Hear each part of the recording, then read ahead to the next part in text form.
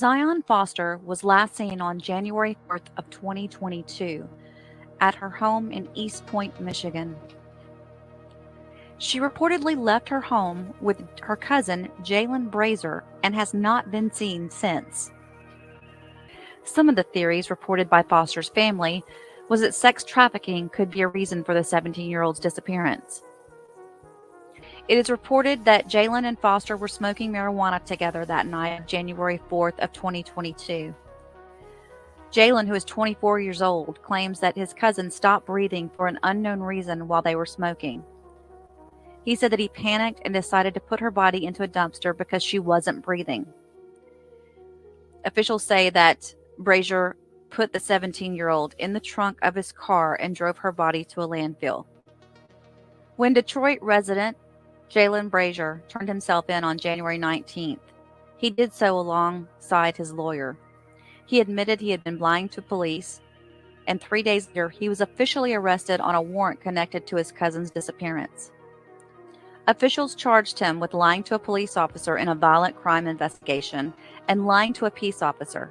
He was arraigned on January 24th of 2022. On March 30th of 2022, Brazier was sentenced to 23 months to 4 years in prison for lying during the investigation of Foster's appearance. But in January of 2023, he was released. 2 months later, a search for Foster's body began on May 31st at Pine Tree Acres landfill in Lenox Township. The massive search was planned for a 100 by 100 foot area. Local crews used heavy machinery to remove about 20 feet of material to search the landfill for Foster's body. Originally, officials said that the search could last as long as 7 to 8 weeks. At the beginning of August, crews dug between 25 to 28 feet. Authorities believe that Foster's body could be buried at least 75 to 100 feet beneath the surface of the landfill. Police say that they searched through 3,500 truckloads of trash. The landfill search concluded on October 12th of 2022. On Tuesday, June 13th, 2023, Wayne County Prosecutor Kym Worthy charged Jaylin Brazier with 1 count of first-degree murder of his cousin, Zion Foster. The following video content will be portions of the trial for Jaylin Brazier in the murder of his cousin, Zion Foster. Detective Ian Reinhold. First name is I-A-N, last name R-E-I-N-H-O-L-D. Thank you, Your Honor. Good morning, sir. Can you tell the jury what you do for a living? I'm a police officer in the city of Eastpointe. And how long have you been a police officer? Almost 16 years. And what's your current role with the city of Eastpointe? A detective. And was that the same role that you were in back in January of 2022? Yes. And in January of 22, did you have some involvement in what was initially a missing persons case? Yes. And who was the person that was missing? Zion Foster. What was sort of the first step that you took in terms of your involvement with the case?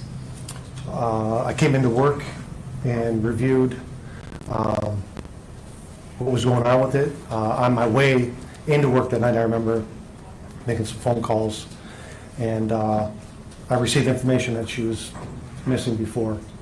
Then I got into work, and her mother's here, was in the lobby, so I went right in there and just started talking to her about it.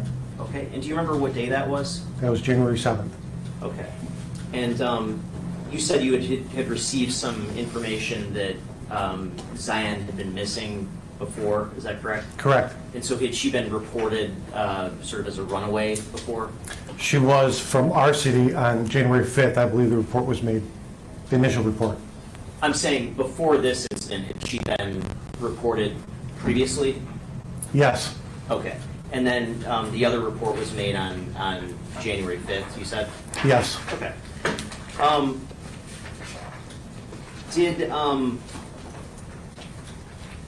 After that first interaction you had with Miss Milton, were there any developments the next day on January 8th?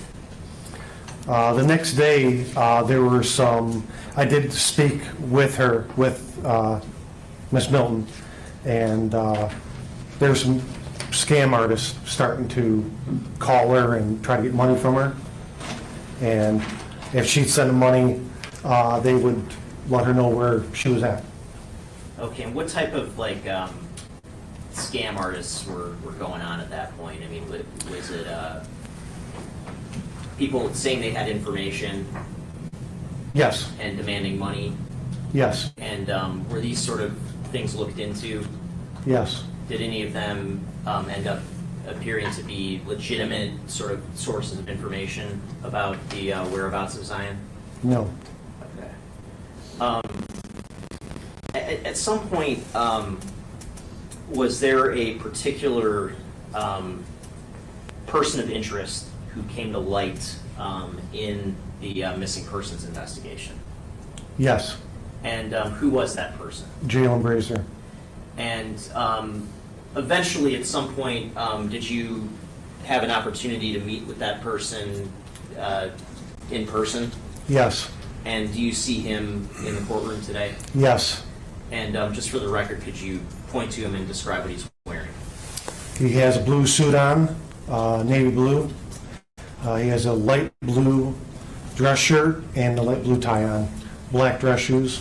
Okay. If the record could reflect that the witnesses identified the defendant. So reflected. At some point during the course of the missing persons investigation, did you make efforts to contact Mr. Brazier? Yes, And what was the date of the first time you attempted to contact him? January 10th, 2022. And what was the nature of that initial attempted contact that you had?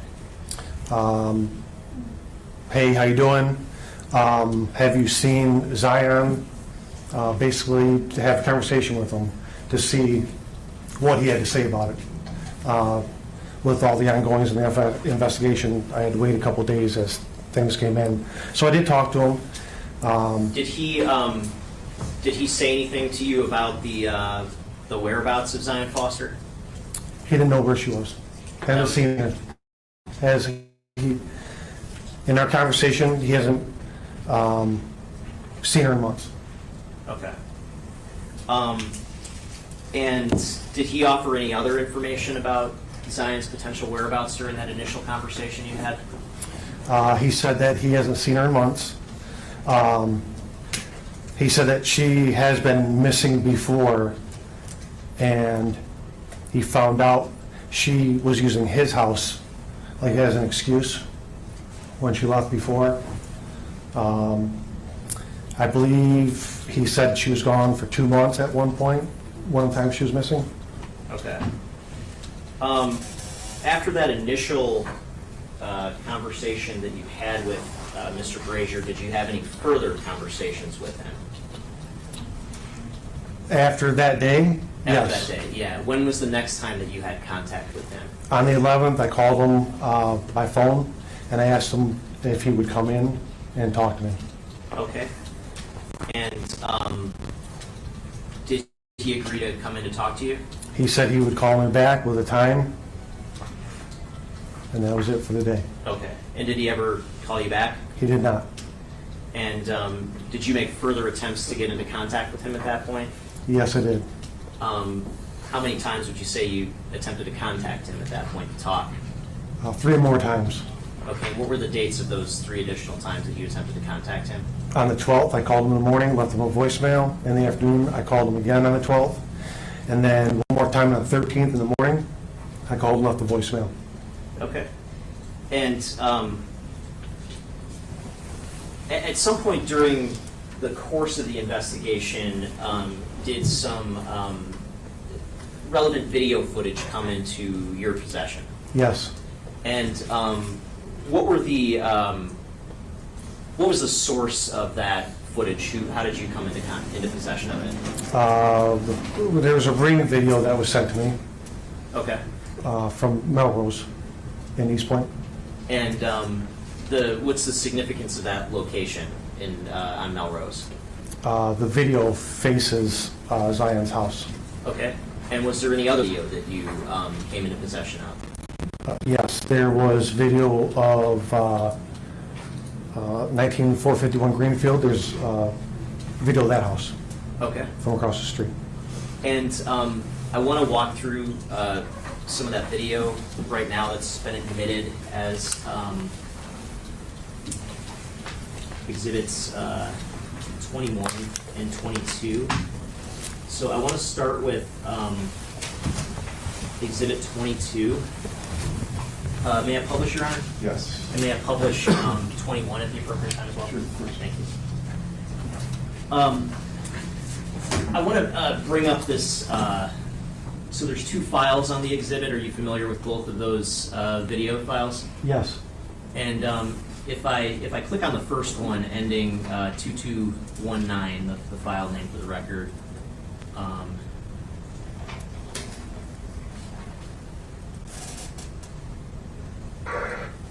and this, again, what's the source of this particular footage?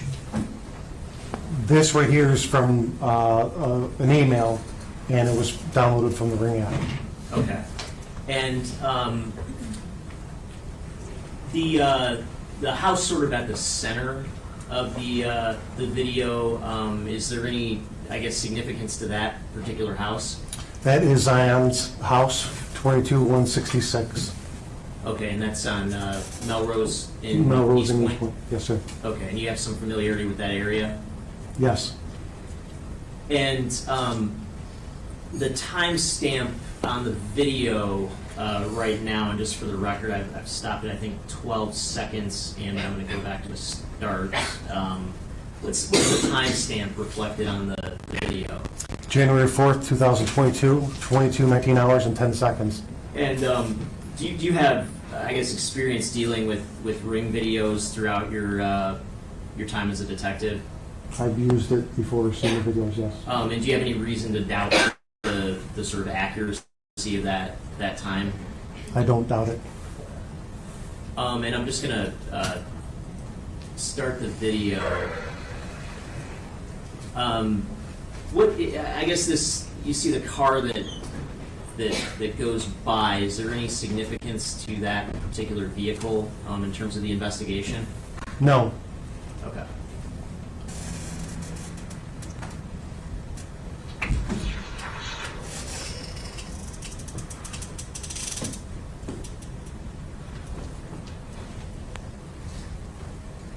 And this is just one clip from 10:19 p.m. Is that correct? Yes. And is it what is your understanding of how Ring cameras work in terms of when they record, when they don't record? Motion or noise? Okay, so if there's motion, that triggers the recording. Yes. So if a car drives down the street, that could potentially trigger the recording. If it's set up that way. Okay, and this particular time at 10:19, this just happens to be one of the clips that was obtained, correct? Correct. If we go to the second clip, in the file ending 2241,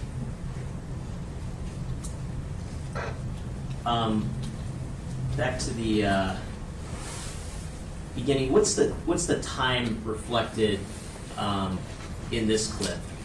The time is 22:41 and 59 seconds. And if I restart it,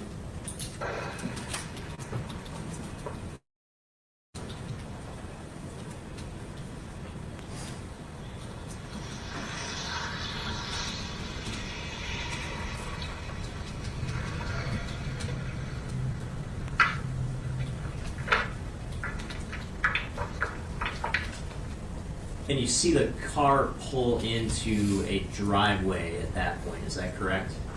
Yes. And in terms of the driveway that it pulled into, is that the driveway of Zion's home or a different home? That's a different home. And in terms of the vehicle that you saw pull in at, this is 10:42 p.m., was there any significance to that vehicle in terms of the investigation. Yes. And let me ask you this, during the course of the investigation, did you have an opportunity to familiarize yourself with whether the defendant owned and used a particular type of vehicle? Yes. And what type of vehicle did the defendant use at this time? A 2005 white Acura. Okay, and looking at this vehicle that we just saw in this footage, is that a vehicle that is, in your experience, consistent or inconsistent with the type of vehicle the defendant drove? Consistent. Okay. And you also mentioned some footage that you obtained from across the street from the Greenfield location, and I'm going to publish Exhibit 21, and there's 3 files on here. I'm going to start, for the record, with the file ending 441. And this particular video, what's your understanding of the type of system that captured this video? I don't know what system it is. So you didn't have like personal familiarity with this particular system? Correct. Okay, but in terms of the system's positioning based on the video and based on your familiarity with the Greenfield location, where was the system positioned? Across the street. Okay. And this footage, is it fair to say this was like a screen grab from somebody's phone Yes. that you came into possession of? And does that indicate particular dates and times? I see some times on here. When you play it, it might have the date also on the bottom. Okay. So I'm going to start the video.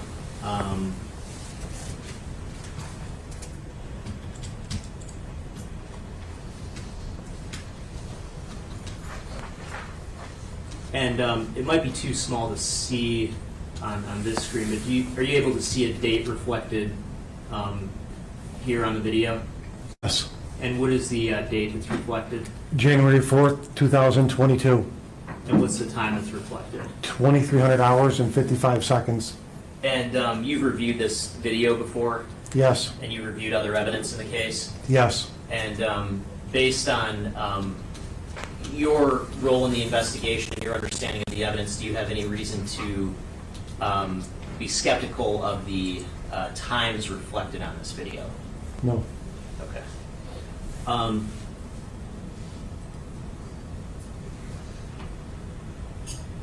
So at this point on the video, at the 11 p.m. point, is there a particular building here that's significant in terms of the investigation that's reflected here? The house on the far left, the most left tree is 19451 Greenfield. Okay. And so if I use my cursor to point to it, would that be this house right here? Yes. And where would the driveway, are you familiar with that location, I guess, throughout the course of your investigation? Yes. And did you, throughout the course of your investigation, identify someone who resided there? Yes. And who was it that resided there? Jaylin Brazier. And is this particular building a duplex? Yes. And do you recall which side of the duplex Mr. Brazier resided at? The left side.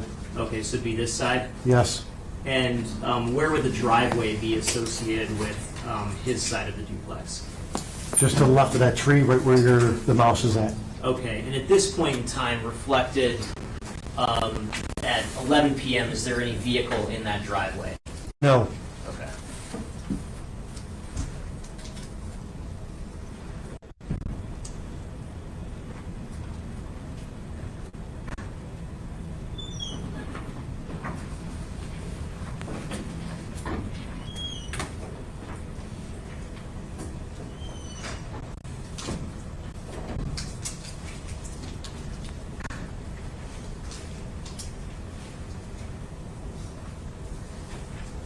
And so now would it be fair to say that that clip is ending and we're going to see a different clip from this camera system?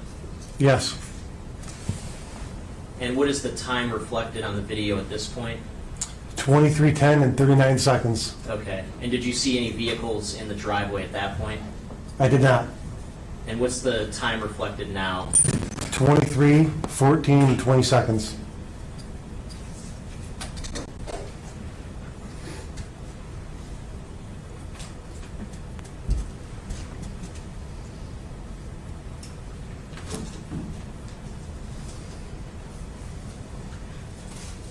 Okay, now at this point, at 11:14, do you see a vehicle in the frame? Yes. And is there any significance to that particular vehicle in terms of the investigation? Yes. And what is that significance? It appears to be a similar vehicle that picked Zion up from Miller Street in Eastpointe. Okay.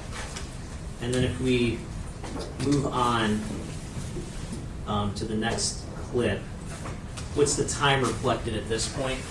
23:15 hours and 7 seconds. And in terms of the driveway, is there anything significant now in terms of the investigation in the driveway? There's a white car in the driveway. Okay, I'm going to continue playing the video.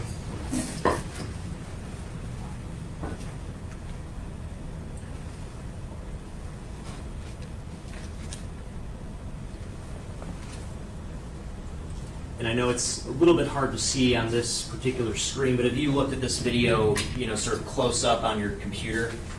Yes. And at this point in the video, at 11:15 p.m., in terms of the investigation, was there anything significant identified? Yes. And what was that? An individual at the front door. Okay, how many? 2. 2? Yes. Okay.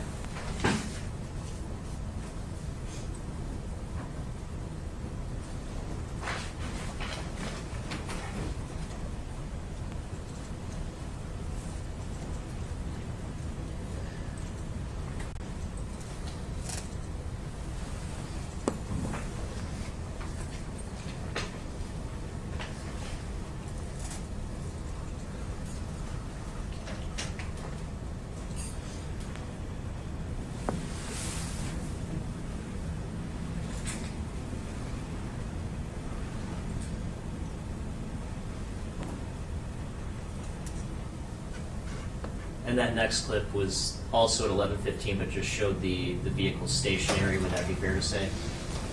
Yes.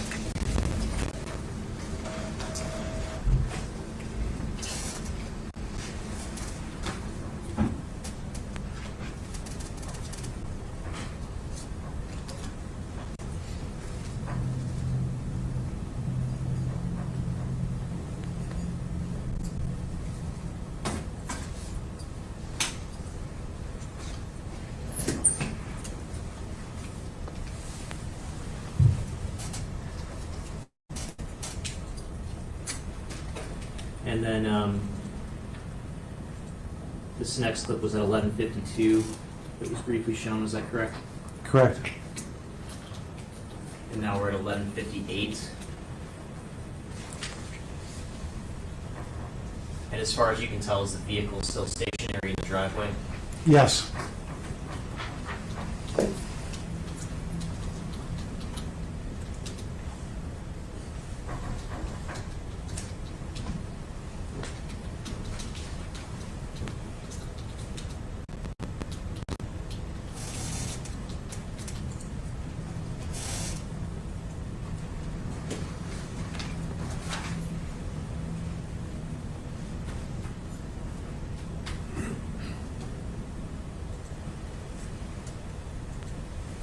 I'm going to move to the next file, and for the record, this file on Exhibit 21 ends in 1183.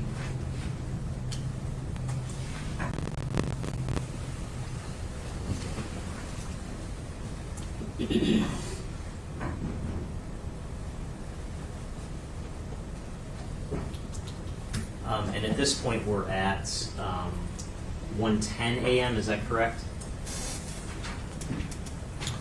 Correct. And is the vehicle still stationary? It is.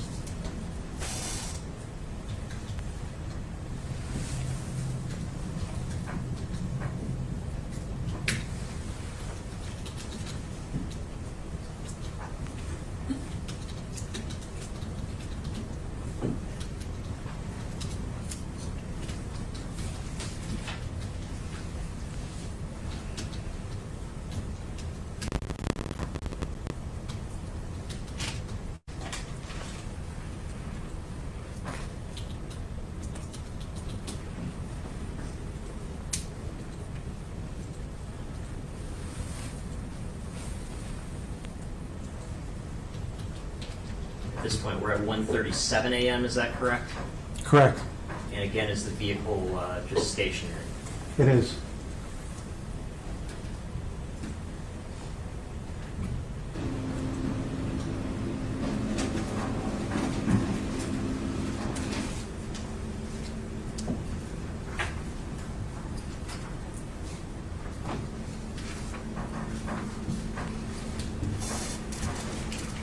And again, now we're at 1:39 a.m., is that correct?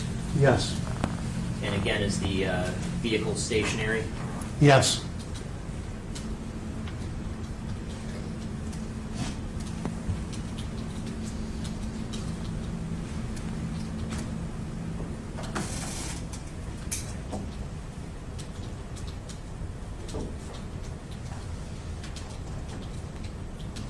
And at this point, we're at 1:41 a.m., is that correct?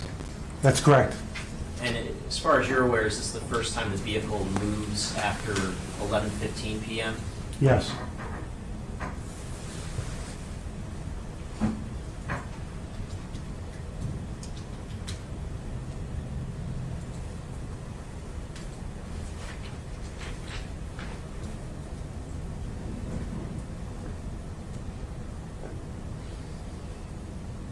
And at this point, we're at 1:47 a.m. And where's the vehicle at this point? It's backed up on the side of the house. So would that be back in this area? Yes.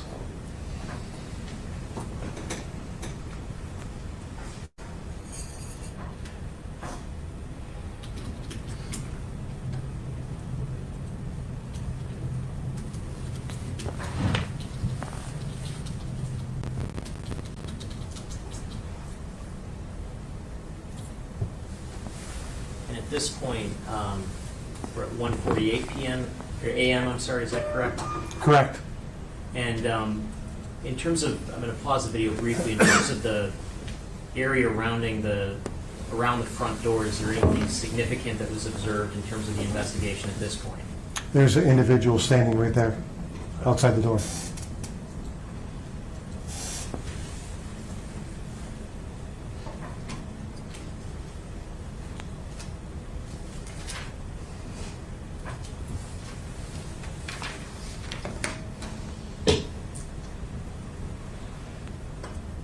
And at this point, in terms of the area around the car, was there anything significant that was observed? The light just came out of the car. It looked like someone was at the passenger side, then they're on the driver's side.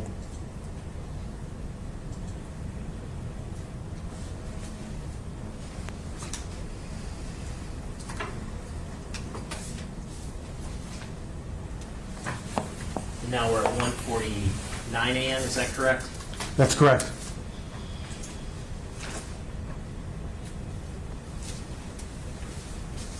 And after this point, is the driveway then empty again? It is.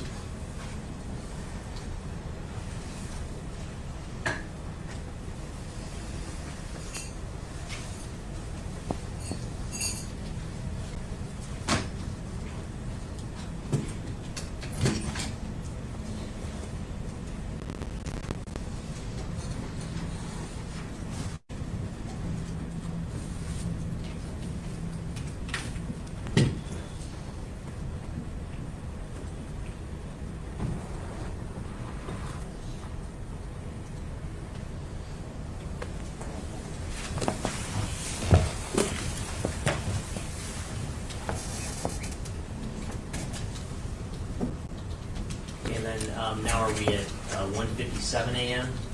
Yes.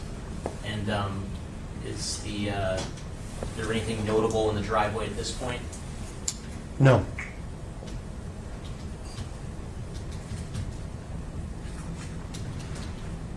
Now we're at 1:59 a.m. Is that correct? Correct. And again, anything notable in the driveway at this point? No.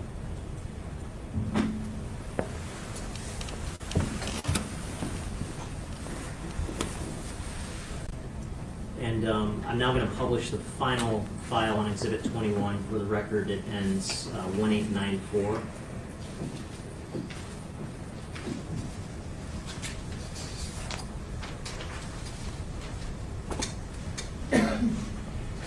We're starting at 2:02 a.m., is that correct? Yes. And is there anything notable in the driveway at that point? No.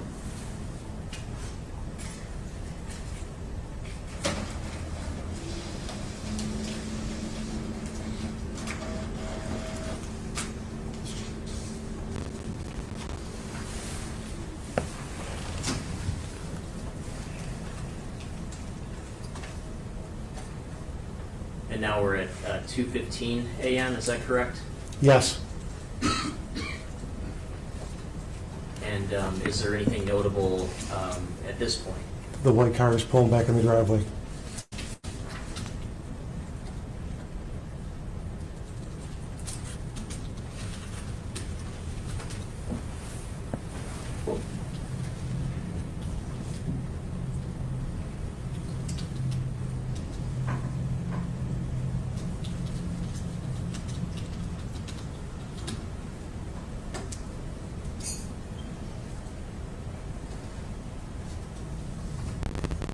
Now we're at 2:16 a.m., is that correct? Correct. And the car is just still in the driveway at this point? Yes.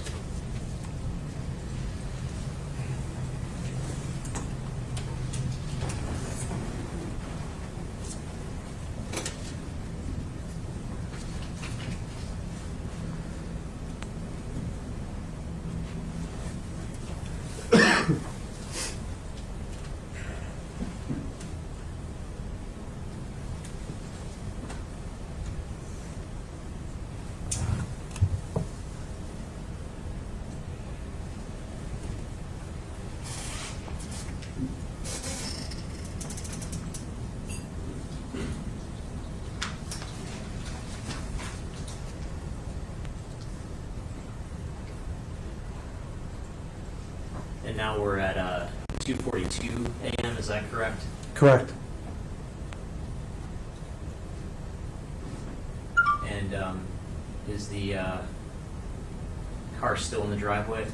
Yes.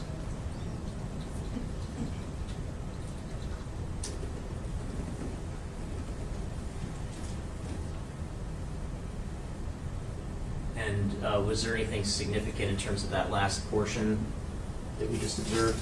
No. Let me play that again.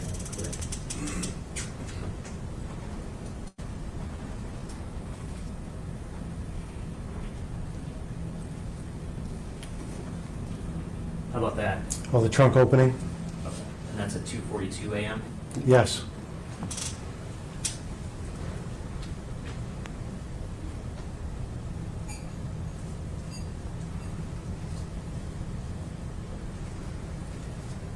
And now we're at 2:43 a.m., is that correct? Correct.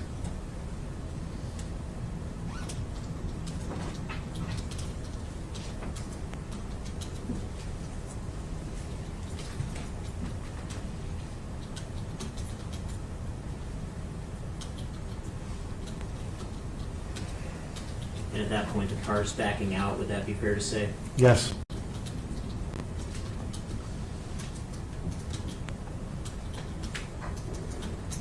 And now at 2:43 a.m., the driveway's empty again, is that correct? That's correct.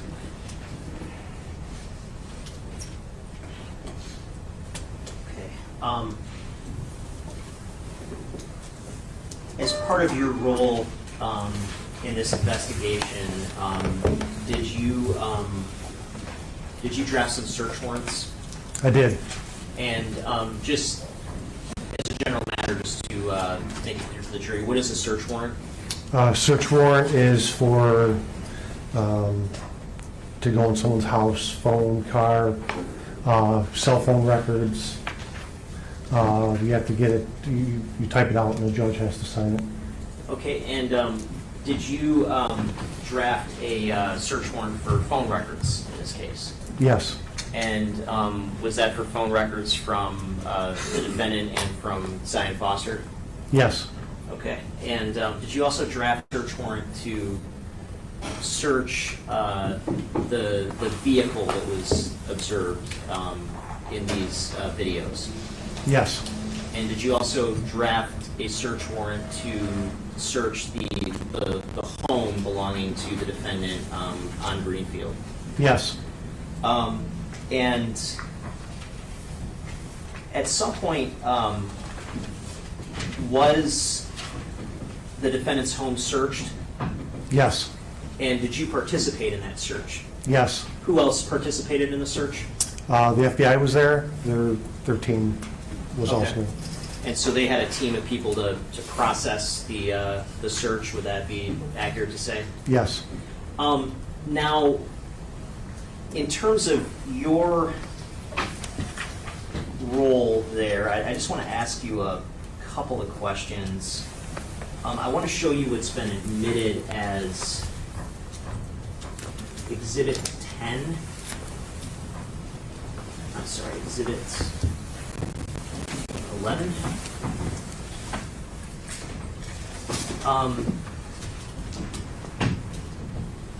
You see the background in this exhibit? yes, Are you familiar with this exhibit? yes. Is there anything significant about that background in connection with the search that you conducted at the Greenfield residence? That screenshot would be consistent with 19451 Greenfield, the inside.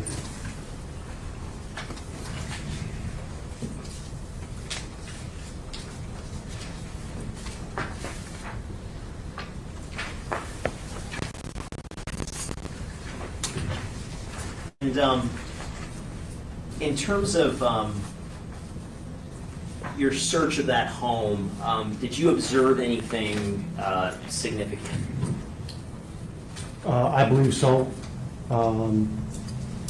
There was a cracked up yellow iPhone in the fam room. There's a vacuum cleaner, empty vacuum box from the new vacuum cleaner. Appeared to be a suicide note on the kitchen table. In the backyard, there was a metal table with some glass. Didn't seem weathered. Okay. And that table was outside? Yes. Okay. And you said it didn't seem weathered. What do you mean by that? It wasn't all rusty. It didn't appear like it's been outside for a year. It didn't seem like it was that long. It was in the long.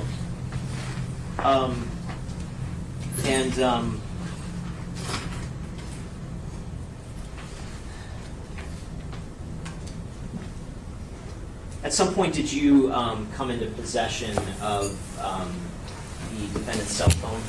Yes, And did you do anything with that cell phone when it came into your possession? yes. What did you do with it? I got a search warrant for it, and I went to the phone, and then after I gave it to Detroit Police to be dumped. Okay. And when you got the search warrant for it, did you ever have an opportunity to turn the phone on? Yes, And did you look through the phone? I did. Did you see anything that caught your attention? Yes. And what was it? Zion's number was not in there, and it appeared there's nothing before January 6th. Okay.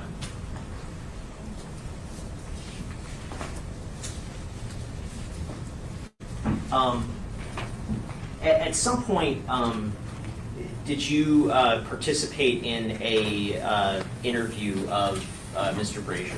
Yes, And was that on January 19th of 2022? I believe it was. Okay. And who was present at that interview?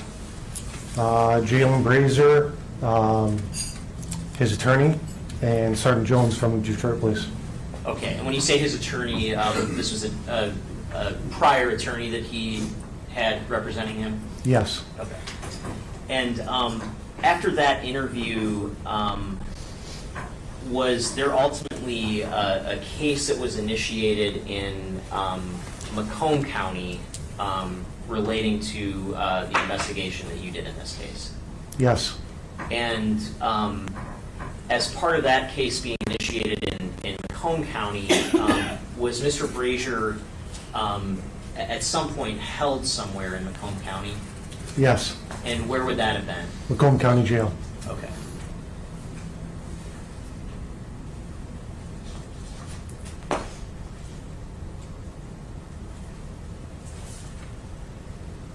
And just to, I guess, clarify, that Macomb County case did not involve charges of murder, correct? Correct. Would that have been for involving the sort of statements that he had given to you denying that he had been with Zion? Correct. Okay. Okay, thank you, nothing further. Good morning, Detective. Morning, sir.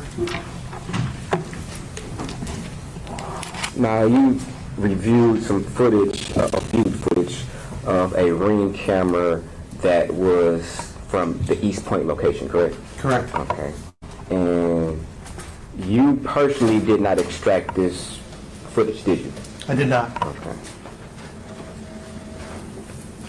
And you were asked whether or not you doubt the time being accurate, and you stated that you had no reason to doubt it, correct? Correct. Okay.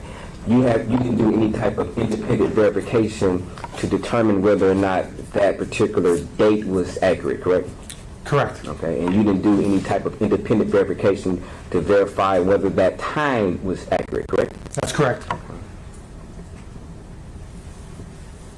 And you also stated that some Ring cameras operate differently depending on the settings, if it's by sound or if it's by motion, correct? That's my understanding, yes. Okay, that's your understanding, okay. And you're not an expert on Ring cameras, correct? I am not. Okay. And you didn't do any independent verification to see how this particular Ring camera was set up, correct?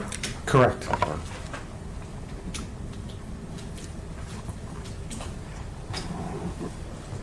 And in reference to the video footage that allegedly depicts from the Greenfield address, you don't even know what type of system that was, correct?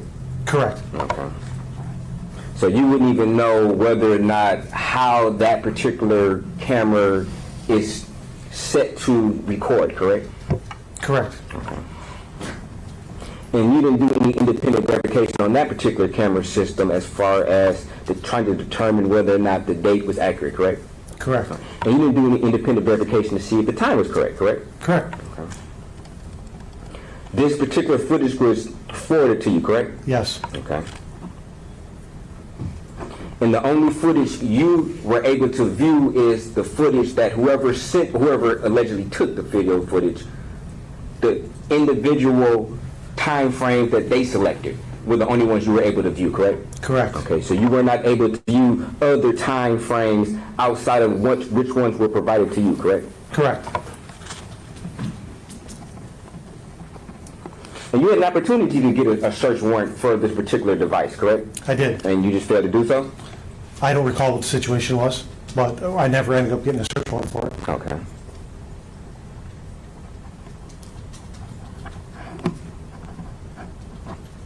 And you never got a search warrant for the Ring camera in the Eastpointe location, correct? That's correct. Now, you stated that this particular automobile that was in Eastpointe to you, it appeared to be a similar car as Mr. Brazier's, correct? Correct. Okay, but you can't definitively say it was the exact car. Is that correct? That's correct. Okay. You weren't able to view the license plate for his car, correct? I couldn't see it, no. Okay. And you can't definitively say what make and model this particular car was, correct? Correct.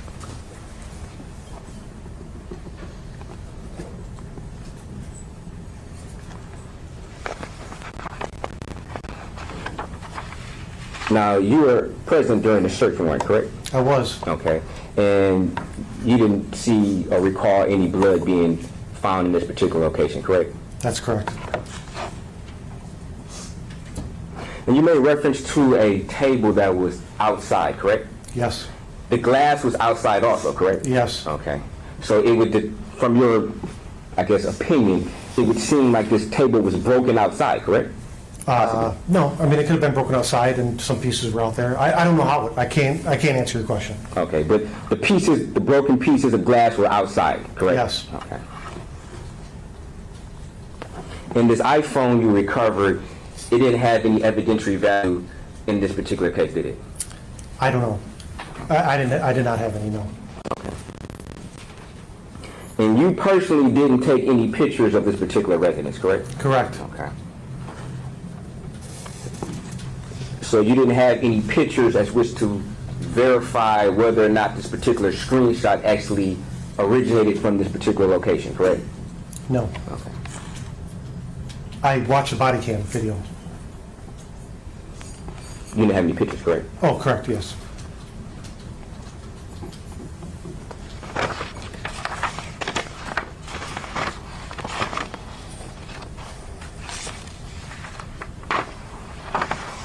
Now, at some point in time, you spoke to Mr. Brazier's then attorney, correct? Correct. And he called you to make arrangements for Mr. Brazier and himself to come in and make a statement, correct? Correct. Okay. And this was in the same time vicinity of when you reached out to Mr. Brazier, correct? I believe that was January 18th. Okay. Yes. Same time frame, correct? Yeah. Okay. And then, in fact, Mr. Brazier and his attorney did come in, correct?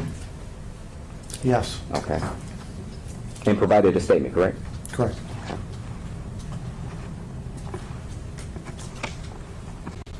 At some point in time, you spoke to Ms. Foster's mother, correct?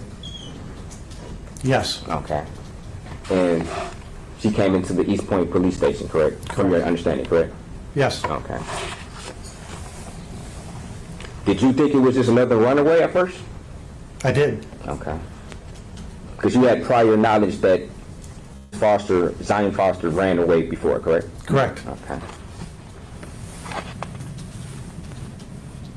And it was your understanding that, or maybe opinion, that some of Zion Foster's mother's conduct was somewhat odd to you, correct? Correct. Okay.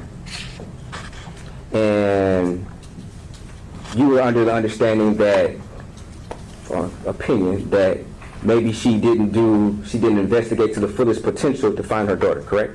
Correct. Okay. Now, as far as this Greenfield location, you were unable to ascertain who exited from the vehicle, correct? Correct. Okay.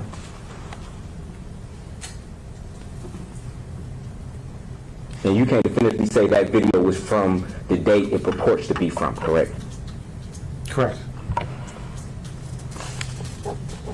Thank you. Detective, no further questions. Redirect.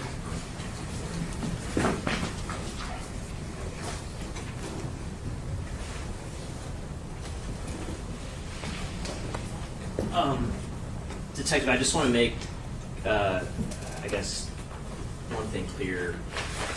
Your initial phone contact with the defendant was on what date? January 10th?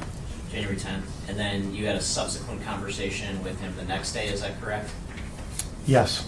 And then I believe you said you made some multiple attempts in the days after that to contact him, correct? Correct. And it wasn't until the 18th that there were some arrangements made for him to come in and make a statement? That's correct. And he actually showed up on the 19th, is that correct? Correct. So it was a pretty significant gap in time, is that right? It was about a week, Okay. just over a week. And during that time, what was going on with this case publicly? Was there media attention? Yes, How much? a lot. Okay. Nothing further. Anything else? No, nothing further. Thank you. All right, any questions from the jury? Questions, counsel, please approach. Okay, sir, you can step down. Thank you. Spell it. Yes, Your Honor. Detective Brian Showers, BRINSHOWERS. Mr. Russell. Thank you, Your Honor. Good morning, sir. What do you do for a living? Good morning, sir. Detective for Eastpointe Police Department And how long have you been a officer with the Eastpointe Police Department? for over 6 years. And how long have you been a detective? For the past 3.5 years. And were you so employed as a detective back in January of 2022? I was. And as part of your role as a detective with the Eastpointe Police at that time, did you have some involvement into the investigation into Zion Foster's disappearance? I did. And as part of your role in that investigation, did anything significant happen in terms of the investigation on January 17th of 2022? Yes. And what was it, sort of in general terms, that you were doing that day? Yes. On January 17, 2022, I was conducting surveillance at 94 Stegman Lane in Pontiac. That was the confirmed location of a white Acura TL belonging to Jaylin Brazier. Okay, and what was your purpose of conducting surveillance at that particular location? We were conducting surveillance to see if Jaylin Brazier was in the area in connection with the disappearance of Zion Foster. Okay, and at that point, did you have a search warrant to seize that particular Acura? I did. Okay, and what happened, I guess, that day when you were at that location? Yes. At 6 o'clock in the morning, we conducted surveillance at that location. After several hours of no movement in and around the vehicle, at approximately 10 a.m., a tow truck was dispatched to our location to impound that vehicle pursuant to a search warrant. Okay, and was that vehicle ultimately seized and towed away? It was. And do you happen to recall the license plate of that vehicle? I do not. Okay. If you would it help your recollection if you did you draft a report I did. of this? Yes.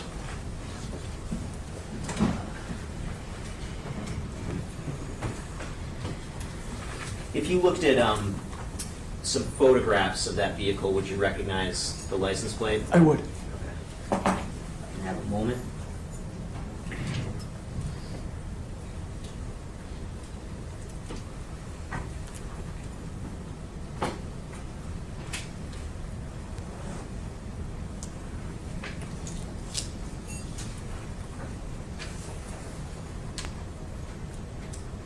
And Judge, can I ask the witness to approach counsel table just briefly to look at, it's going to be part of proposed exhibit 25, which hasn't been admitted yet, but will be through another witness.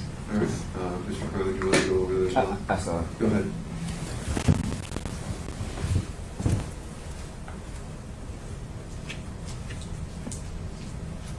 Yes, that appears to be the license plate. Okay. And having taken a look at the photo of the license plate, do you recall what the plate was? I believe it was Edward George Henry 6844. Okay. Can you take another look at that? Yes.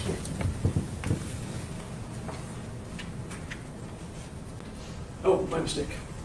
And what was the license plate? Yes, it's Edward George Henry 6644. Okay, so EGH 6644. That is correct. Okay, and when that vehicle was towed away, was anybody in the vehicle? At the moment that the vehicle was towed away, there was somebody that had approached the vehicle. Yes. Okay, but nobody's in it obviously when it's being towed away. Is that correct? That is correct. And where did the vehicle go from there? It went to the Eastpointe City Woods Towing. Okay, and was it secured in some way there? It was. Okay, and was it ultimately searched at some point? It was. And did you help participate in that search? I did. And was that the same day or another day? That was subsequent to the impound 2 days later on the 19th. Okay. On the 17th, when you were at that area in Pontiac, did you have contact with any people? I did. Who did you have contact with? Yes, approximately 10 a.m. when the tow truck arrived on scene, Mr. Brazier was observed exiting unit number 48 running to the vehicle and entering the driver's seat of the vehicle. Okay, and at some point, did you have some interaction with Mr. Brazier? I did. I detained Mr. Brazier on scene. A cell phone that was a Samsung Galaxy S21 black in color was recovered from his person. Okay, and did you have an opportunity to hold on to that phone? I did. And what did you do with the phone once you obtained it? After I obtained the cell phone, Mr. Brazier consented to a search cell phone, provided me the passcode to a cell phone, and signed a written consent to search of the cell phone. Okay, and did you do anything in particular with the phone itself? Yes, the phone was turned over to the officer in charge, Detective Reinhold. Okay, and I'm holding what's been marked as People's Proposed Exhibit 24. Can I approach, Your Honor? Yes. I want you to take a look at People's Proposed Exhibit 24.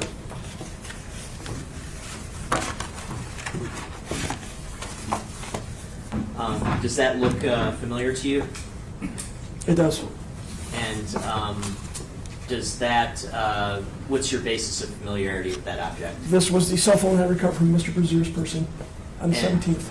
Does that appear to be in substantially the same condition it was in when you made that recovery from him on January 17th of 2022? Yes, it does. Your Honor, I move to admit Proposed Exhibit 24. No objection. It's admitted. And I want to ask, when you're referring to Mr. Brazier, do you happen to see him in the courtroom today? I do. And could you just briefly point to him and describe what he's wearing? Yes, he's seated to the left of the defense counsel wearing a blue jacket with a blue shirt and blue tie. Thank you. If the record could reflect that the witnesses identified the defendant. So reflected. And you said the vehicle was searched on January 19th, is that correct? That's correct. And did you participate in that search? I did. And who else participated in that search? Yes, on the 19th I met MSP K9 Sergeant Yount and his cadaver dog at Woods Towing to execute the search warrant of that vehicle. Okay. Thank you, sir. Nothing further. Cross-examination.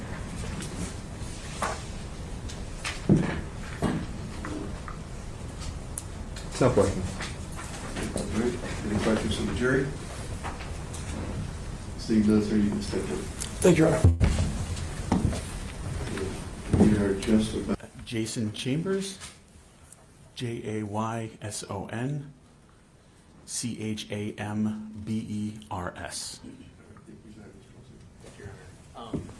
Sir, what do you currently do for a living?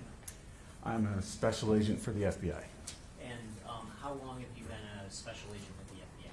since 2010. Okay. And what's the basic scope of your role currently with the FBI? I'm, as a special agent, I'm an investigator. I'm currently assigned to the R. Flint office, but I've also been involved with our evidence response team that's based out of Detroit. Okay. And what is the evidence response team? The evidence response team is the FBI's forensic team that is involved in collecting evidence at crime scenes and documenting them and documenting the evidence and submitting it for processing. And do you have any sort of training when it comes to crime scene processing? I do. We attend a basic training class, which is 2 weeks long, about evidence response, just basic procedures and how to collect evidence and process a scene. And afterwards, there's ongoing education and other classes that you can take. And some of the things that I've done relevant to this matter were classes on documenting the collection of human remains, and also classes at the University of Tennessee in Knoxville at their body farm facility, which is specifically collection and documentation of decomposing bodies.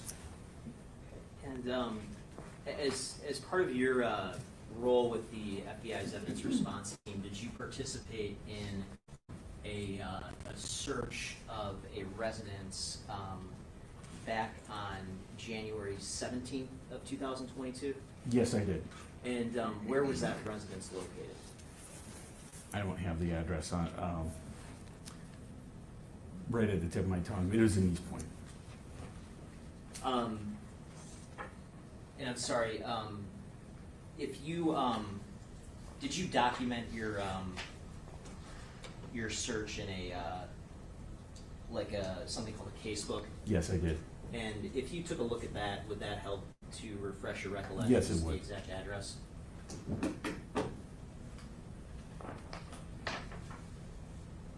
Yeah, approach your Yes. I'm handing you a copy of the casebook, and take a look at that and let me know when, if that refreshes your recollection as to the address that you searched on January 17th of 2022. It does. Okay, and if I can take that back from you, what was the address? 19451 Greenfield Road in Detroit. In Detroit. Yes. Okay. And when you participated in the search of that particular address, what was the basis of your authority to enter that residence? A search warrant had been signed the day before, and so we were there to execute that search warrant. Okay, and when the search warrant was executed, was anyone present in the residence? When we arrived to search or to execute the search warrant, there was nobody home. There was nobody at the residence. And other than yourself, did anyone else participate in the search that day? Yes. And who else participated? Yeah, so we had a team of FBI personnel to process the possible evidence to be collected. We also had the FBI case agent, who's the lead investigator for the FBI in this matter, and we also had Detective Reinhold from Eastpointe Police Department with us as well. Okay, and when you searched that residence, approximately how long were you there? Was your team there searching? We arrived a little bit after 6 o'clock, 6:10 in the morning, and we left the area of approximately 8:30 in the morning. So it was a little bit more than 2 hours. And was there anything in particular that your team was searching for when you were at that residence? Yes, the nature of the probable cause for the search warrant was the disappearance of Ms. Foster. So we were looking for any kind of materials, evidence, documentation, electronics, bodily fluids, that kind of thing that would be relevant to that investigation. Okay, and what can you describe just basically how that residence is situated? Sure, it's a duplex, and it's a two-story building. It has a basement, and it had a shared backyard. So the backyard was maybe a little bit wider than the actual residence itself. Okay, and did you or someone else on the team take some photos of the residence during the search? Yes. And have you reviewed a subset of those photos that I sent you for presentation today? Yes. And do those photos fairly inaccurately depict what you personally observed when you were inside of the residence searching back on January 17th of 2022? Yes, they do. And is it your understanding that that set of photos is on this disc that I'm holding that's been marked People's Proposed Exhibit 23? That is my understanding. Okay. Your Honor, I move to admit Proposed Exhibit 23. No objection. All right, and it's admitted? And may I publish? Sure.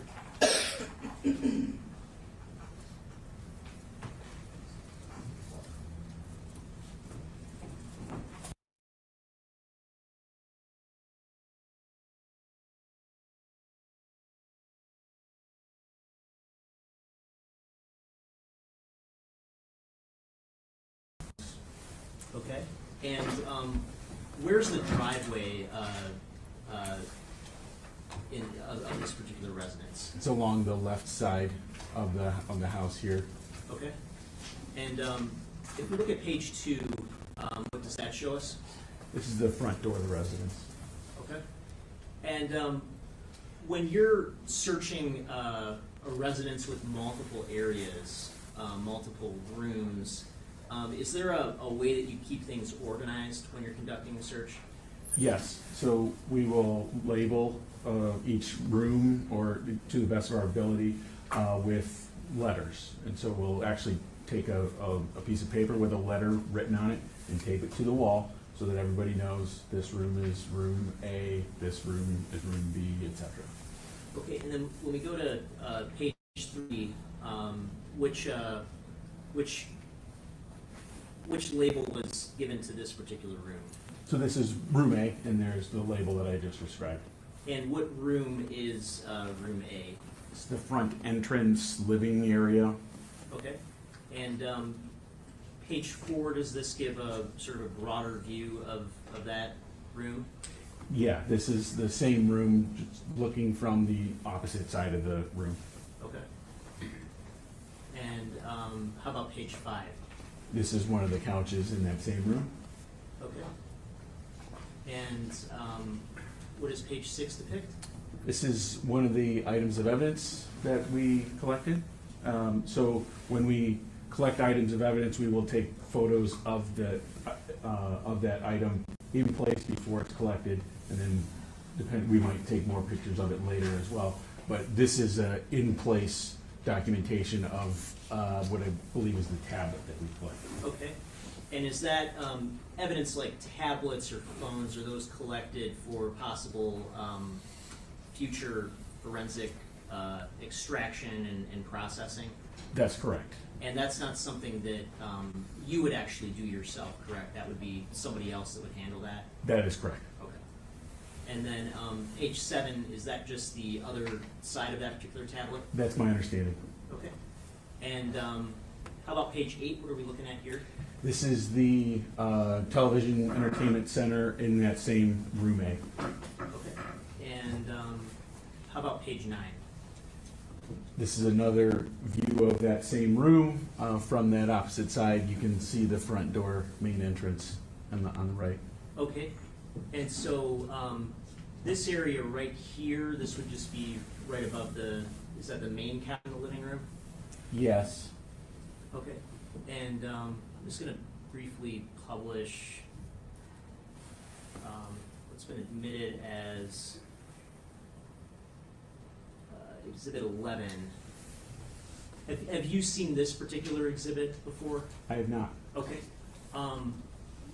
Does just in looking at this area, does that look at all kind of familiar to you? It appears to be consistent. Objection, I'm not asking him to speculate. He stated he's never seen this particular exhibit before, so he's asking him to speculate.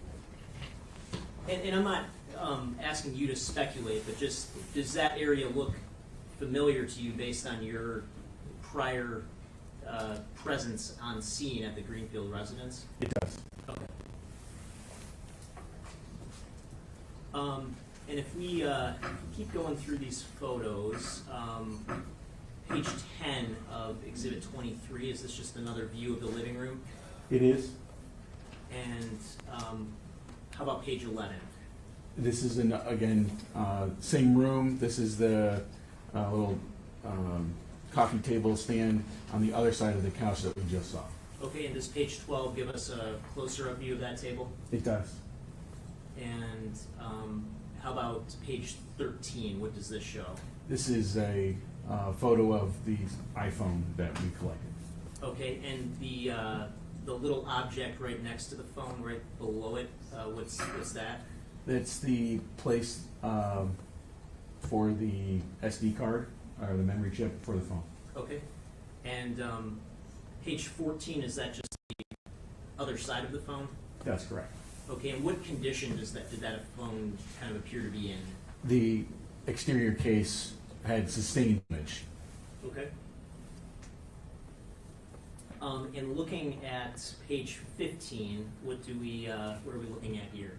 This is still in that same room, looking towards the other side of the room into what I consider the dining room. Okay, and here at the center of the photo, what's that object? That's a vacuum cleaner. And next to it, what was next to that? It's a box that appeared, the vacuum cleaner appeared to be new, and that appears to be the box that the vacuum cleaner was packaged in. Okay, and was there anything, I guess, in connection with that vacuum cleaner that you saw that could be collected or would be suitable for further analysis? Not at the time. Not at the time, okay. Looking at page 16, which sort of zone are we in now? So this is the next room, the dining room area. We labeled it Room B. Okay. And page 17, does that give us another view of that dining room? It does. And how about page 18? It also shows the dining room area, and then you can see, looking into the background there, you can see the living room in connection. Okay, and do you see on the wall this object on the wall? Yes. And did you have any sort of familiarity with that during the search? It appeared to be a smart thermostat or a digital thermostat. Okay, was it operational at the time that you I recall? don't know. Okay. I don't know. It was damaged in that way.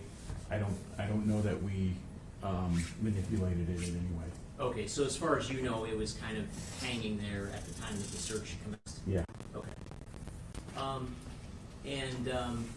In terms of page 19, does this just show us sort of another image of the dining room table? This is the dining room table and the things that were on top of it. Okay, and were there any items of potential significance located on this table? There were. And could you describe where those items were in relation on this picture, I guess specifically?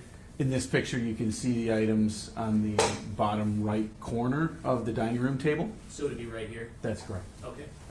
And then if we go to page 20, are these sort of a close-up of those items? Yes.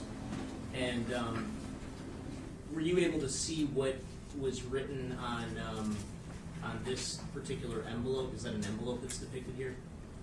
It appears to be some sort of mail, whether it's an envelope or a check or something. I'm not exactly sure. Okay.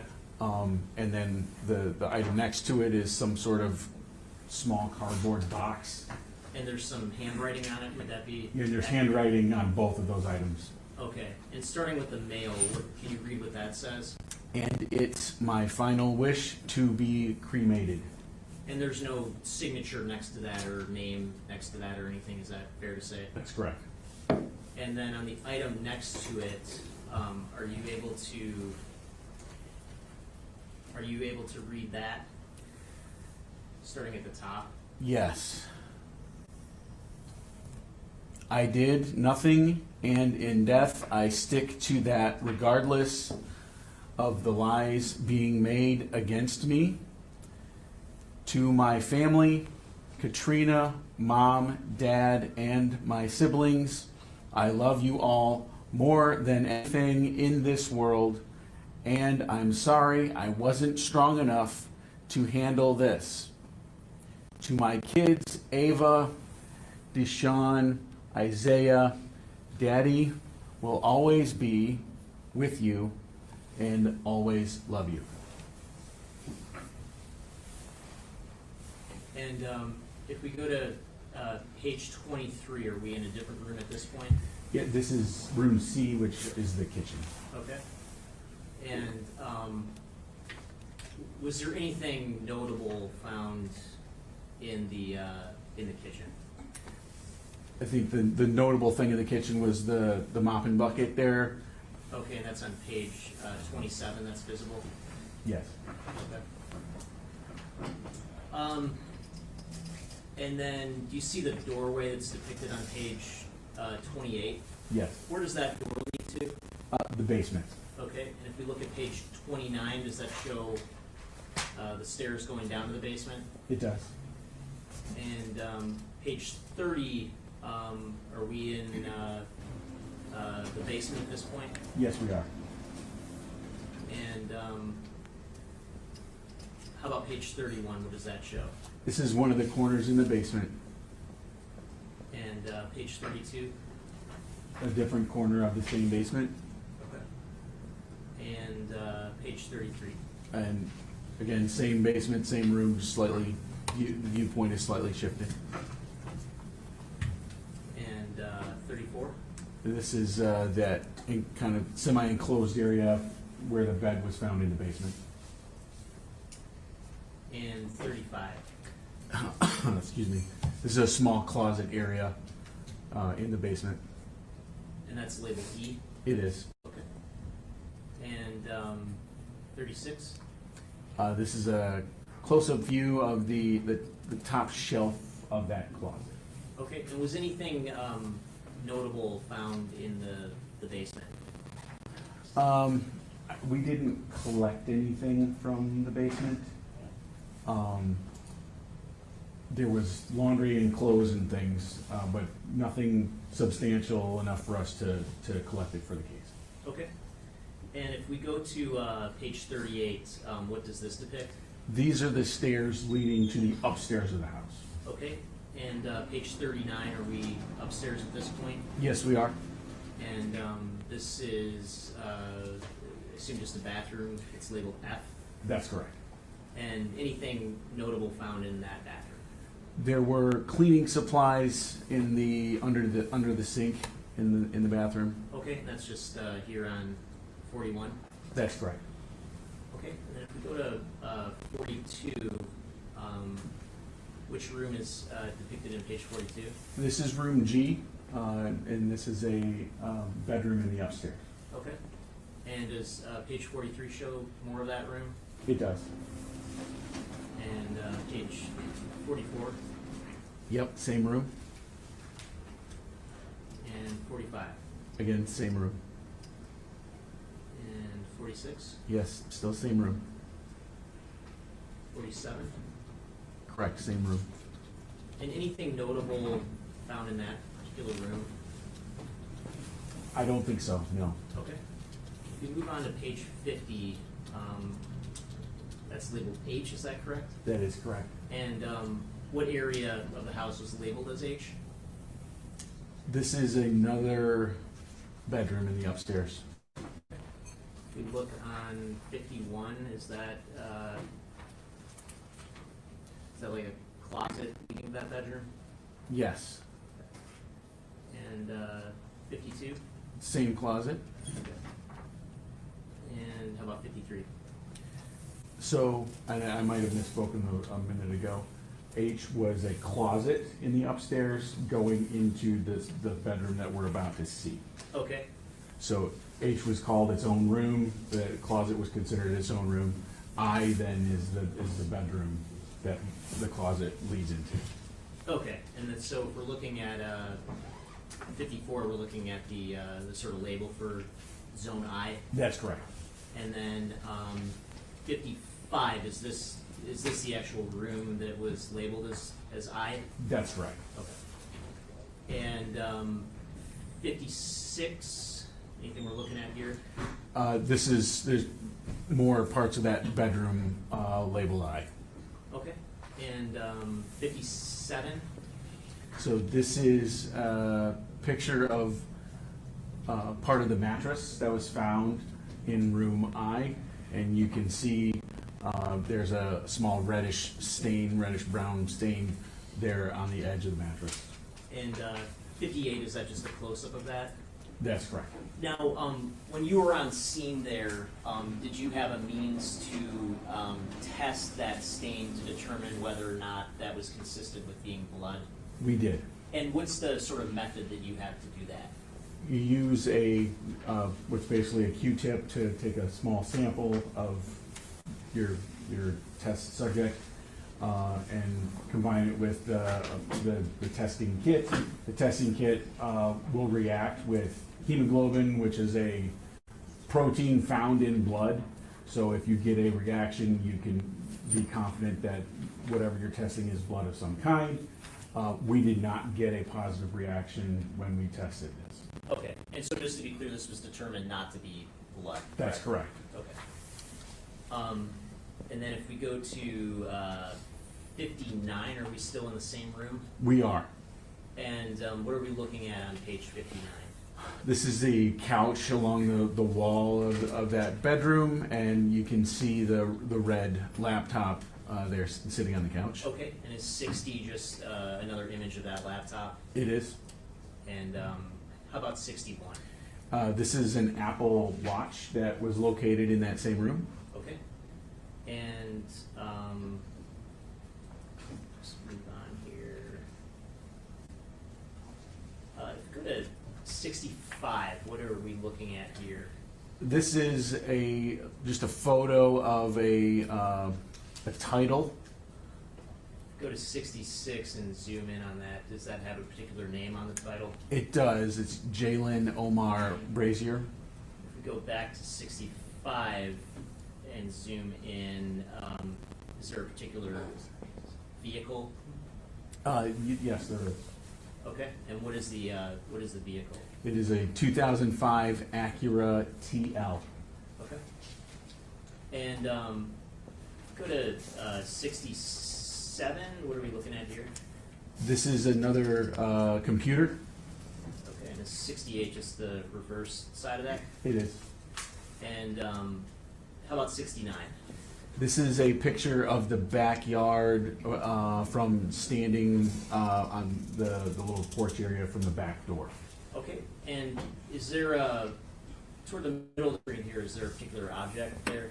There is. It's a small, like, coffee table type piece of furniture. Okay, if we go to 73, is that a closer up image of that object? It is. And what does 74 show? Broken glass on the ground. Okay. And 75 is just another image of the same table? It is. All right. Now,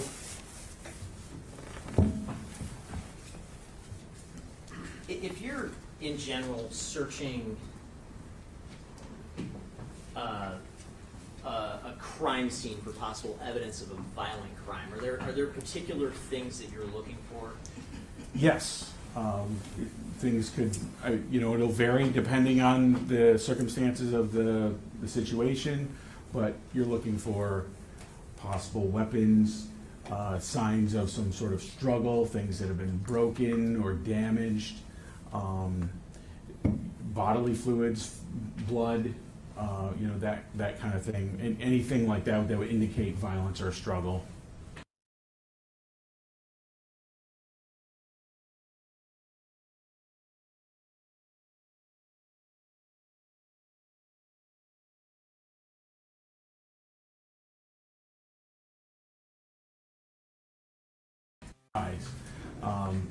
Above and beyond that, there are chemicals you can use, things that will react with blood. Sometimes they glow, sometimes they change color, depending on what you're using. There's also types of ultraviolet light that you can use that will also kind of make things like bodily fluids stand out. Okay, and in terms of the chemicals that can be employed to detect body fluids, were any of those used during this particular search? Not in this search. Okay, and why would that have been? There wasn't enough in having the case agent there and the detective there. We didn't have any, as we inspected the house, there wasn't an area where it looked like it would be appropriate to use them. Okay, and how about detecting blood? What are the sort of methods that can be used to detect blood at a crime scene? Are those the same as other body fluids? They are. Yeah. Okay. And have you investigated in your career, have you investigated other scenes of violent crimes? Yes. And in your experience investigating scenes of violent crimes, do you always expect to find like blood or other body fluids? You don't expect to find anything. You find what is there to be found. But there are many ways for violence to occur that would not leave evidence like blood or other bodily fluids. Okay. someone could be strangled, that very possibly might not leave blood or bodily fluids. Somebody could be, could sustain blunt force trauma to their head or something like that, which Your would, Honor, I'd object to the hypothetical. We can just say relevant to this particular situation, opposed to hypotheticals in other situations that might be pertinent to this. I think this is incredibly pertinent to this, Your Honor. So not all forms of violence in your experience are going to produce a bloody crime scene. Would that be fair to say? that is fair to say. And in your sort of training and experience, are there ways to conceal evidence of a bloody crime scene if there had been a bloody crime scene? Yes, there is. And how might one conceal evidence of a bloody crime scene? General removal of evidence, whether that's a weapon or something that has blood on it. Just removing it from the scene would be concealing. And then combine that with, general cleaning, reorganizing, putting things back into place where they may have fallen out of place at one point. Just rearranging things the way, away from what happened at the scene. Okay. And I want to ask, you mentioned some of the electronic devices. We talked about what appeared to be the handwritten notes. Other than that, was there any other physical evidence that was collected at this particular scene? No. And I want to ask, you've been an FBI special agent for, it sounds like 14 years, is that correct? Almost 14 years, yeah. Have you, during your experience as an FBI special agent, worked with other federal law enforcement agencies? I have. You've worked with federal prosecutors? I have. Do you have an understanding, would you say, of federal law enforcement priorities? I do. And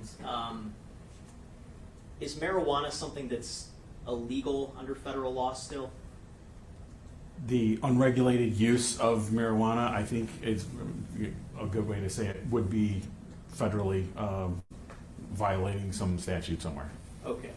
But is, in your understanding of working in federal law enforcement, is investigating, targeting people for personal consumption of marijuana, is that a federal law enforcement priority at this point? Your Honor, I think this goes beyond his expertise on whether each individual agency would investigate a particular marijuana violation. He may say what he's done personally, but he can't attest to what other agencies or other individuals in those agencies conduct. Well, he can testify about his own personal experience. Okay. In your personal experience, again, you have some familiarity with other federal law enforcement agencies, Yes. and those agencies' activities specifically in Michigan. Yes. And you have familiarity with working with the United States Attorney's Office in the Eastern District of Michigan Yes. and in the Western District of Michigan as well. Also, yes. And in the 14 years you've been in the FBI, I assume you've had some familiarity with what types of federal cases are being brought in those two judicial districts within the state of Michigan, correct? I do. And do you know of anyone getting prosecuted federally for using marijuana? I've never heard of that. Okay. And would you say that is, marijuana is legal in the state of Michigan, right, under state law? Is that your understanding? That is my understanding. And would you say it's commonly known in the state of Michigan that use of marijuana is not a federal enforcement priority? Objection, that's cause for speculation, which is commonly known. You can say what he knows, but it's commonly known, that's speculation. Okay. Let me finish asking this. So you went to this scene on Greenfield on January 17th to investigate a possible crime, correct? That's correct. And the crime that you were investigating was a suspected violent crime, is that correct? That is correct. If you had found a body at this scene, hypothetically, would that have furthered your investigation? Yes, it would have. Thank you. Nothing further. Good afternoon, Special Agent. Good afternoon, sir. Now, you stated that there are chemicals that could be used to determine if there's particular evidence, correct? Or bodily fluids, or That's correct. okay. And in this particular situation, you didn't use any of these chemicals, correct? That's correct. Okay. Did you do any fingerprints lifts? No, Okay. And you didn't do any DNA swabs, correct? Inside this house, correct? correct. Okay. And the reason why you didn't do any DNA swabs or fingerprint lifts is because from your determination, there was not a reason to do those, correct? The reason we didn't do any of those, use any of those techniques, was it was not in dispute whether the people in question have ever been to that house. So finding a fingerprint or even a DNA sample of one of the people in question at that house wouldn't mean something, wouldn't mean anything one way or the other, because it had been well known that these people had been there. Okay, but it might have had some evidentiary value of where in the house you found this particular evidence, correct? The context, I hesitate to say no, but it would be very unlikely that it would be helpful. Okay. And you didn't find any evidence that would suggest that this particular scene had been cleaned to hide any particular evidence, correct? I don't have enough context to suggest that. Oh, okay. To be clear, you didn't have any evidence to suggest that anybody cleaned this particular scene, correct? I'm only hesitating because the term clean is a little bit of a relative term. To hide. Okay. You didn't have any evidence that anybody cleaned this particular area in order to hide evidence, correct? I don't have evidence to say that. Okay. And you didn't have any evidence to suggest that anybody reorganized the scene, correct? In order to hide evidence. I don't have anything to specifically say that. Okay.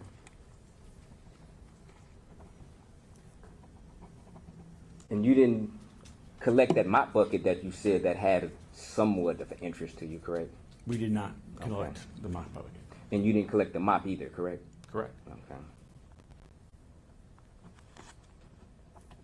Now, this letter that was written on the table, you don't know who wrote this letter, do you? I do not. And you don't know how long it was there, correct? I do not. And you didn't collect this to do a handwriting analysis on it, did you? That part of the investigation is outside of my lane. So the notes were clearly relevant in the moment. Okay, my question is, you did not collect these writings in order to do a handwriting analysis, correct? And my answer is, once we collect that evidence, we give it to somebody else at that, like right there at the scene. So what happens to it in the post-processing after it's been collected is not Beyond your scope of your. It's beyond my lane. Okay.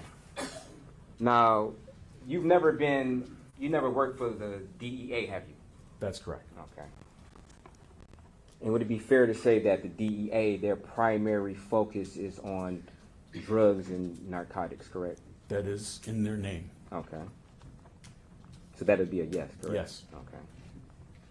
And it would be fair to say that the district attorney or you as attorney, they don't personally notify you of every case that they're prosecuting. Is that correct? That's correct. Okay. So you wouldn't know every case, especially if you're not personally involved in that case, correct? That's correct. Okay. So you can't definitively say whether or not somebody was prosecuted for usage of marijuana, correct? I would not say that. You wouldn't say what? I don't know that Let me rewind. Okay, let me ask you this. You don't look at all the cases, correct? You don't know every single case. So Correct. you wouldn't know whether or not the U.S. attorney is prosecuting somebody for usage or possession of marijuana, correct? Correct. And as a special agent, your job in the FBI is not primary to focus on drugs. Would that be correct? You are correct. Okay. And you have never took extra steps to figure out or find out whether or not somebody was being prosecuted for the usage or possession of marijuana, correct?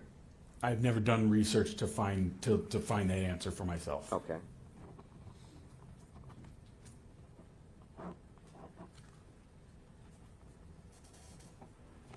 You didn't do any type of analysis on the table that was outside in the backyard, correct? Whether you call photography analysis, maybe we could say we didn't do any further analysis outside of the photography and documentation that we did, Okay. and we've already shown. You didn't swab for DNA on the table, did you? We did not. Okay. And you were unable to, I guess, ascertain how long this particular table was outside, correct? That is correct. Okay. In the glass that you saw outside, you don't know whether or not that table was broken outside, correct? Correct.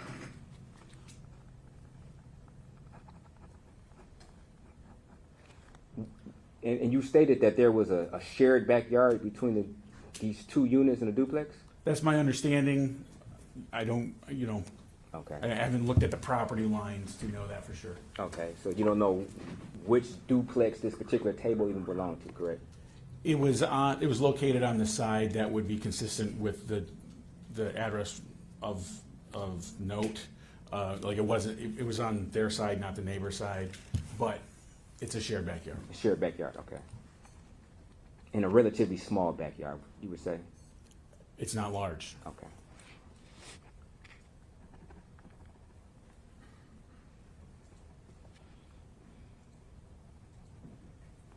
And you didn't find any blood inside the house or anything like that, correct? We did not. Okay. And you were looking for that, correct? We were. Okay. Did you employ any type of, I guess, for lights, ultraviolet lights or anything like to find any maybe blood that was undetectable by the eye? Not at this time. Okay. At a later time, did that happen? I did not. I was not present for any further processing. Okay. Did you bring any dogs inside the house to sniff for any possibly bodily remains or blood? We did. Okay, and that yielded a negative result? It did. Okay.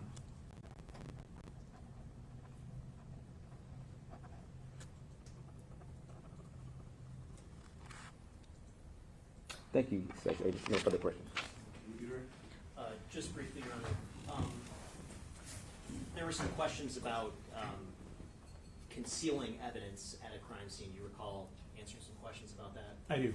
And just to be clear, if hypothetically someone had removed a body from that house, a dead body, would that have been consistent with concealing evidence of a crime? Yes. Nothing further, thank you. You read from us? Nothing further. Any questions from the jury? Seeing none, so you stepped in.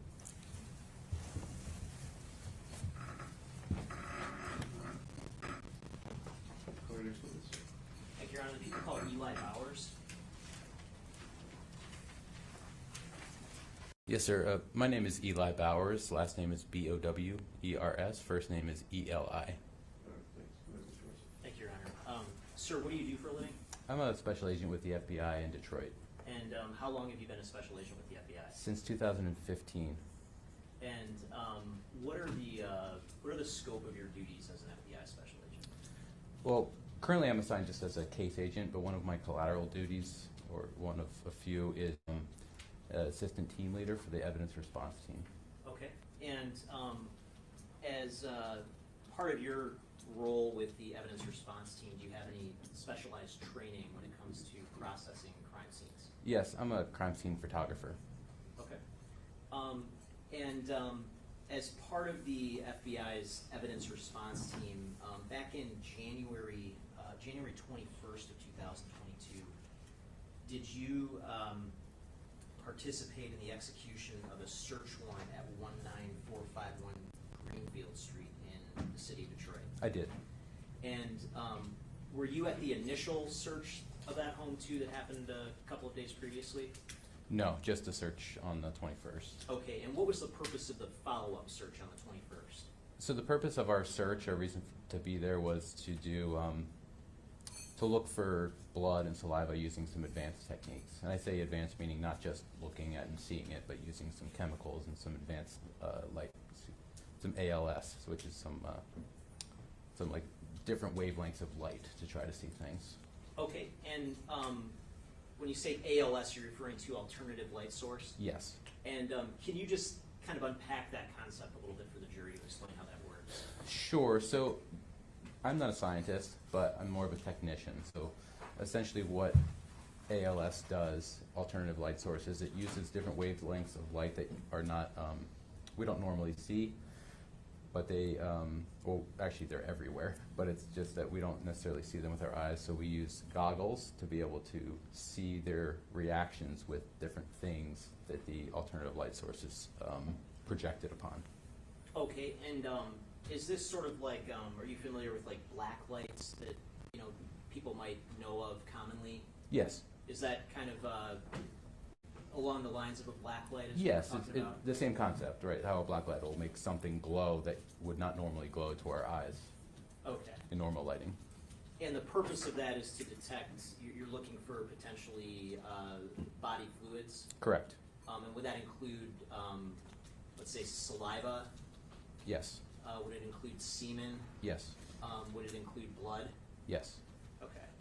And did you use an alternative light source when you searched that residence on January 21st, 2022? Yes, we did.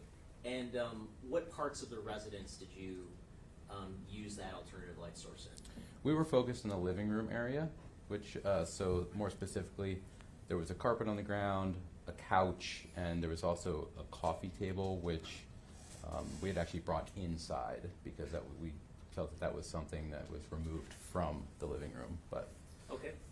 And did using the alternative light source, were you able to identify anything of potential interest or relevance inside the living room? no, nothing of interest. Okay. And are there any limitations with using that type of light source on, let's say, carpet? Yes.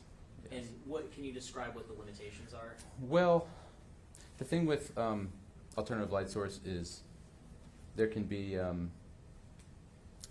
when you shine this, it can sometimes pick up dust and debris and things like that. So you would have to see these very small objects and then determine whether or not that's something that you'd be interested in pursuing investigatively. But depending on the carpet, it could be like a high pile, like meaning like a very shaggy versus something that's like a flat, non-porous surface, which would be a lot easier for something to glow. Okay. Yeah. And are you also familiar with something called luminol? Yes. And what is luminol? So luminol is a substance, it's a chemical that we put into a spray bottle, and with the lights off, and if you mist this over blood, it will glow. It will glow blue specifically.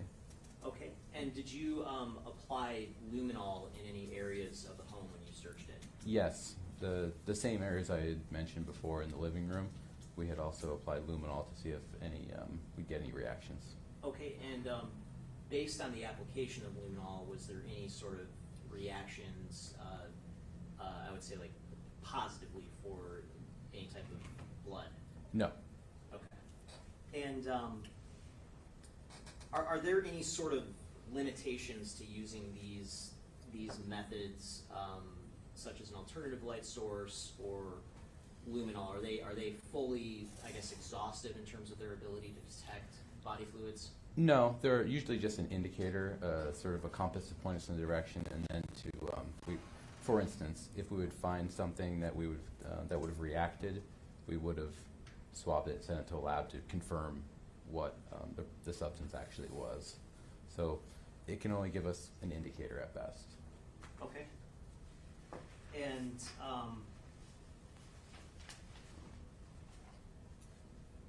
again, what was your overarching purpose for using these methods at this particular scene back on January 21st, 2021? Well, we were asked to do this search specifically of this area by the investigators in it. I was not sort of part of the investigative team at that point. I was just a technician working in this instance. And they were trying to detect if there were any bodily fluids or blood in that home, or specifically in the living room area, because the narrative they were working with at the time thought that there may be. Okay. And in terms of your ability as a technician to investigate that scene, if there had been a body present at that scene, would that have been helpful to further your investigation? Oh, yes. Thank you. Nothing further. Cross-examination? Good afternoon, Special Agent. Good afternoon. Now, you stated that you used the ALS, which is the alternative light source, and luminar in order to detect for bodily fluids such as blood. Yes. That's correct? Okay. Yes.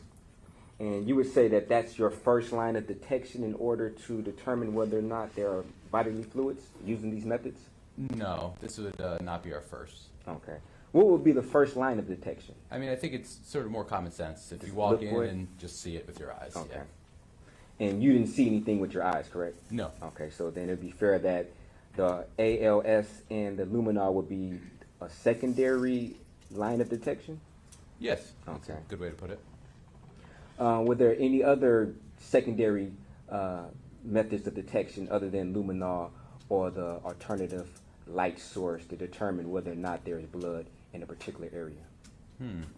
Are you saying would there be, or any ones that we use? Any ones that you use? Not that we use Okay. typically. Sometimes a swab or something to see, but typically Okay. we would only do that if we detect a presence with one of the other methods. Okay. Are you aware of any other methods that you may not use? Not that I know of. Okay. Did you personally, was there a dog that was brought in on the day that you were there to maybe sniff for particular body fluids? No. Okay. I believe so. And how long have you been using these detection methods? Me personally? Yes. Or, well, I joined the evidence response team in 2017 or 18, so Since then? 6 or 7 years. Okay. And if you know how long the FBI themselves has been using these detection methods? I don't know. Okay, but it predated your employment with the FBI, correct? Oh, yes, Okay. yes. And would you say this is a pretty fairly reliable source of detection? Yes. Okay.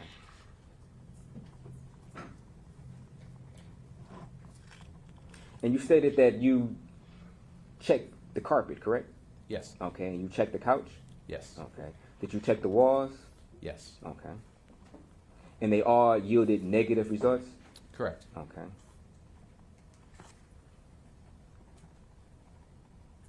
And did you employ both methods on the surfaces that I just mentioned?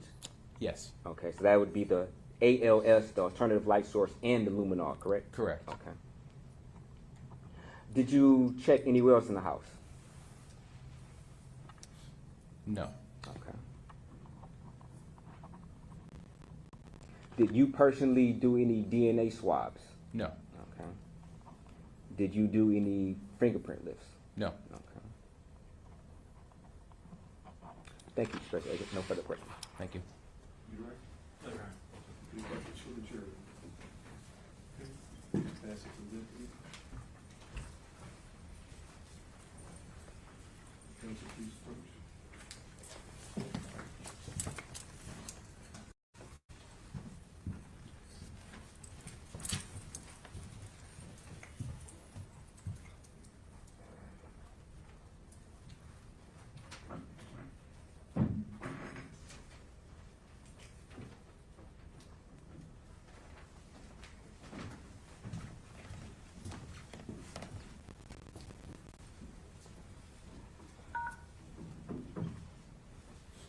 why do you not check the bedroom?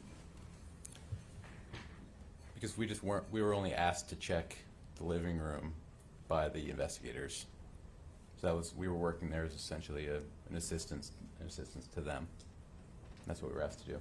Do you follow based on that question? Just briefly, so Special Agent Bowers, so just to be clear, your role on scene was that you were sort of completing a specific task that you were asked to take care of, is that correct? Yes. And you were you involved with like driving the overall investigation at that point? No, not at all. But the ask was sort of specific to the living room, that was the area of focus. Yes, that's fairly typical for the FBI's role in non-federal cases, because we were considered specialists, for lack of a better term, by a lot of the state and local investigators. So they wanted us because of our specific abilities to work with the alternative light source and the luminol, which is just not typical for a normal investigator. So that's why we were called in. Okay, thank you. And would it be against the rules if you were to, I'd say, take it upon yourself to search another area of the house that wasn't specifically given to you to search? As long as it would be in the search warrant, we could do so, but obviously. Okay. Yeah. If the search warrant stated you can search the entire house, then you could take it upon yourself to search another particular area, correct? I suppose so, yes. Okay, thank you. No further question. I think you can step down. Thank you.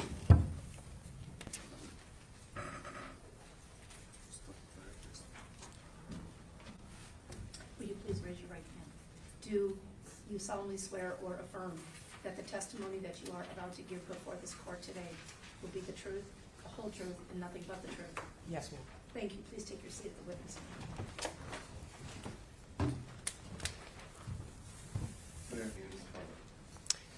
My name is Shannon Jones, S-H-A-N-N-O-N, Jones, J-O-N-E-S. Thank you, Your Honor.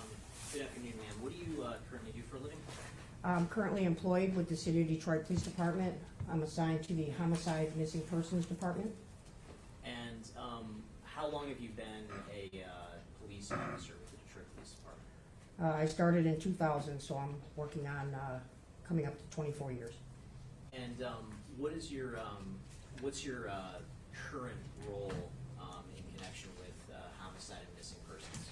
So currently I work missing persons, and we review cases where they're not your normal somebody that left or somebody with dementia. This is going to be a person who is missing from a home that we believe are in trouble or something has happened, and we're possibly going to be making a recovery of that person. And what's your current rank in terms of your position with missing persons? I'm a sergeant. As part of your role with missing persons, did you have some role in connection with the disappearance of the investigation into the disappearance of Zion Foster? Yes, sir. And approximately what day did you first become involved in the investigation? I believe the first day that we started becoming involved was around January 17th, 18th. There had been some different news stories that went out, and possibly this young girl had been missing in Detroit. Whenever that's the case, it's kind of like asked of our team if there's anything that we've been asked to, and we reach out to the other agency. At that time was Eastpointe. Okay. And at some point, did you have contact with an attorney that purported to represent Jaylin Brazier? Yes, sir. And what was the nature of that sort of contact? Obviously, without getting into anything specific the attorney said, but what was the purpose of that contact? The contact was that Mr. Gary Jones, who was the attorney representing him at that time, had reached out and stated that he had a client that wanted to come in and talk about the missing person that's been on the news, Zion Foster. Okay. And Gary Jones, you mentioned, was he an attorney that you were familiar with? Yes. And is Mr. Jones, as far as you're aware, still with us? No, sir. Mr. Jones has passed away. Okay. And at some point, did you ultimately sit down with Mr. Brazier and take a statement from him? Yes. And was that on January 19th of 2022? Yes, sir. And where was that statement taken? That was taken at the Detroit Public Safety Headquarters, which is where I'm based out of, at 1301 3rd Street. Okay, and when I say Mr. Brazier, do you happen to see him in the courtroom today? Yes, sir. And just for the record, could you point to him and describe what he's wearing? Yes, he's sitting at the defense table next to his counsel. He's wearing a blue suit. He's got a blue tie and a blue undershirt and black shoes. Thank you. If the record could reflect that the witness has identified the defendant. Sure. Do you remember what time of day the statement was taken? I remember it was late in the evening. We had been later in the evening. It wasn't during the daytime. We had waited for him to possibly show on the 18th. That didn't happen, but then on the 19th is when we ended up talking to him. It was, I don't have the exact time, but I know that it was probably after 5, 6 o'clock. Okay. And when you initially sat down with Mr. Brazier, who was present for that initial conversation? Was it just you and him, or was anybody else there? It was myself, him, and there was a detective that came from Eastpointe, Detective Reinhold. And did you advise Mr. Brazier of anything before speaking with him? Yes. And I'm holding what's been marked as proposed exhibit 38. May I approach, Your Honor? Sure. What is proposed exhibit 38? So this exhibit is our department form of our constitutional rights that we read to somebody before we conduct interrogation. Okay, and are those commonly known as the Miranda rights? Yes. And can you just read that form for us, please? Sure. So the form at the top is Constitutional Rights Certificate of Notification, and it reads as follows. I understand that, 1, I have a right to remain silent and that I do not have to answer any questions put to me or make any statements. And was there any indication from Mr. Brazier as to whether he understood that right? Yes, so after each right, there are initials that Mr. Brazier made. Okay. And what's the next right after that? Number 2 is any statement I make or anything I say will be used against me in a court of law. And did Mr. Brazier indicate that he understood that right as well? Yes, sir, he initialed there as well. And what's the next right? Number 3, I have the right to an attorney, lawyer, present before and during the time I answer any questions or make any statement. And did Mr. Brazier indicate whether he understood that right? Yes, he did as well. And what's the next right? Number 4, if I cannot afford an attorney or lawyer, one will be appointed for me without cost by the court prior to any question. And did Mr. Brazier indicate that he understood that right? Yes. And what does the form go on to say from there? Number 5 says I can decide at any time to exercise my rights and not answer any questions or make any statement. And it also has his initials that he understood that right. Okay. And is there anything further that the form reflects? Yes. So underneath, after that part, it reads, I understand that these are my rights under the law. I have not been threatened or promised anything, and I now desire and agree to answer any questions put to me or to make a statement. There's then a place where there's a signature. Mr. Brazier signed that, dated it, and he also indicated the time on there, which was 9 p.m. On here as well, there's 3 boxes that you check depending on which one is applicable. Did you want me to? Yes, if you could describe that. Okay. So the first box is this certificate of notification was read to the suspect and he or she had an opportunity to read it. Further, the suspect was given an opportunity to ask any questions that he or she might have concerning the certificate and his or her rights. The suspect, the next box would be, the suspect is illiterate. He or she has the rights under the law as defined above, explained to him or her, and has agreed to answer questions or make a statement.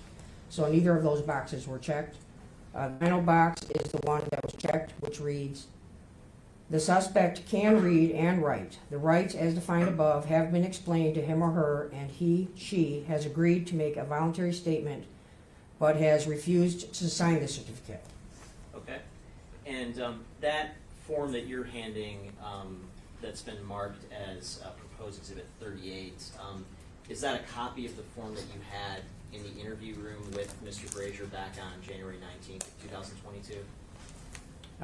It appears to be a copy, yes. And would you say that's a fair and accurate copy?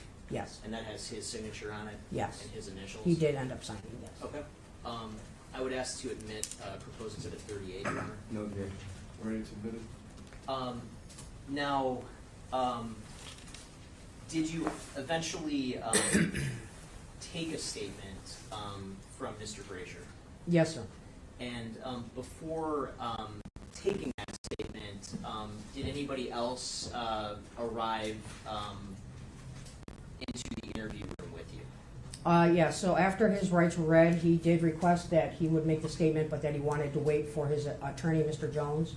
Okay, and did to you honor arrive, that? Did you and- honor that request? Yes, sir. Okay, and so Mr. Jones was there before you started asking questions. Would that be right? Yes. Now, before you started asking Mr. Brazier questions, were there any sort of threats that you made to him to induce him to make a statement? No.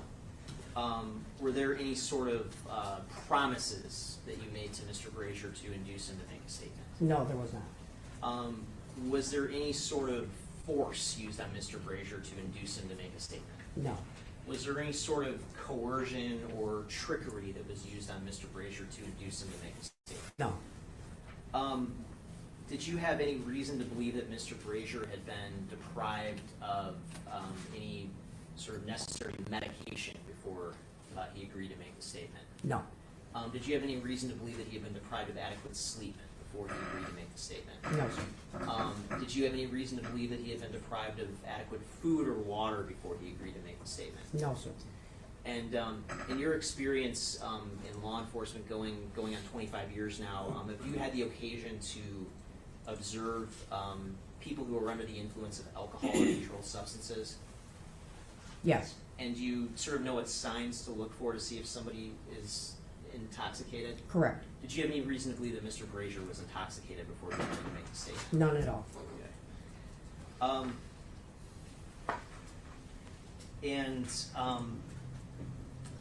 Was the statement that you took from him in the presence of Mr. Jones, was that something that was ultimately video recorded?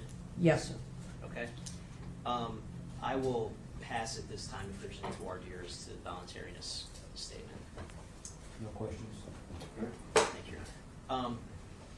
I am holding what has been marked as People's Proposed Exhibit 39.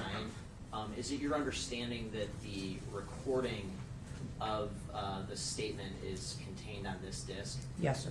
And other than content that might not be relevant or admissible in court, is it your understanding that this is a fair and accurate reflection of the statement, other than, I would say, redaction for content that's not admissible in court? Yes. Your Honor, I move to admit Proposed Exhibit 39. No objection. Already submitted? Thank you, Your Honor. May I publish? Yes.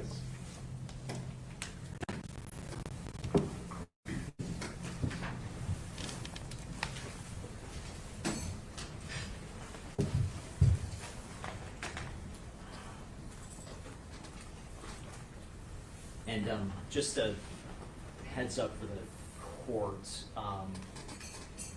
it's a little over about an hour and 15 minutes, so the plan is to start this this afternoon and then complete it tomorrow morning, if that's Sure. okay. Yep, absolutely. And I'm going to start the video.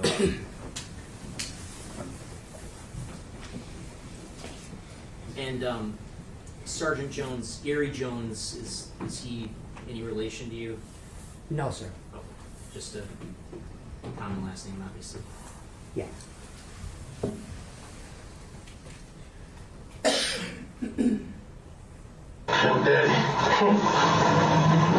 All right, so Jerry, I have to vouch in this. I'm going to be the one who's not going to anybody in here because this is recorded. I understand. Okay, and so stopping the video at 15 seconds into it, is this the interview room where the statement was taken? Yes, sir. And this is at the Detroit Police Department headquarters? Yes. And the people that we're seeing in the room right now, who are they? So sitting in the corner is Mr. Brazier. Standing here is Mr. Jones. And the person that walked him in, that was Sergeant Todd Eby, that worked at Homicide as well. Okay. And I'm just gonna skip ahead to about a minute and 38 seconds into the video. Oh no. I put my mask on for her safety, the officer's safety. Put my mask on, so. Okay. And is this you and Detective Reinhold that had just walked in? Yes, it is.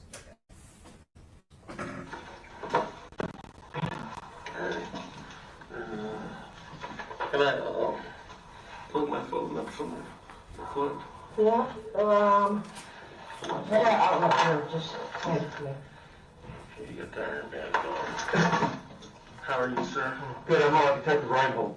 Reinhold. I talked to you on the phone. Reinhold, oh, damn. So much for that. I got you.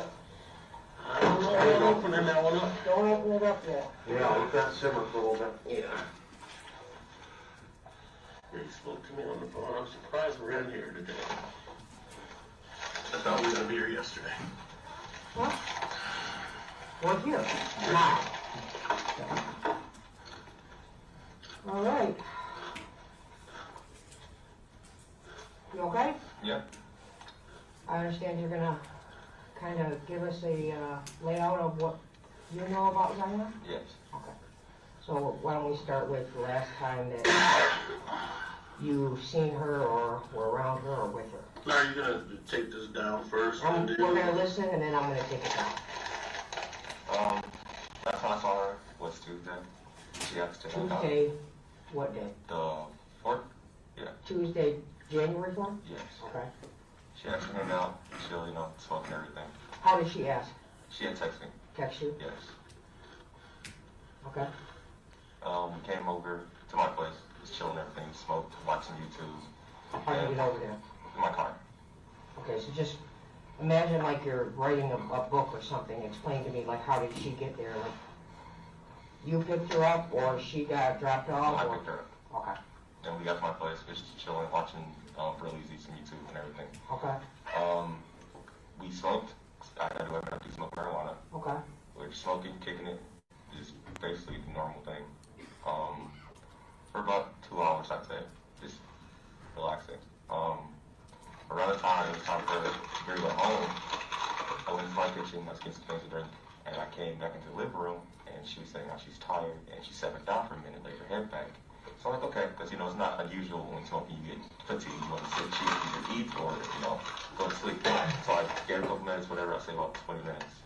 And I went to go shake her, and I'm like, hey, all right, are you ready to go? And she wasn't, responsive, she wasn't anything. So I went to go check her, heartbeat and everything. And it was slow, and her breathing wasn't, normal. It was very, very super duper faint. And I freaked out. So what I did, I took her. Well, after that, I waited a little bit, waited 10 more minutes. And it was still just sounded like it was creating more pain, or I don't know what was going on with her body, but her heartbeat was getting very, very faint, and her breathing was non-existent. So, and mind you, All COVID, I've been vaccinated, guys. Okay. all I smoked, all we had was weed, normal marijuana. So I freaked out. I'm like, okay, well, this looks terrible. This looks very bad. I didn't know what to do. So I took her, I put her into my trunk, and I put her in my trunk. Okay. In my car. And I took her to Highland Park and put her inside of a trash can, and then I left.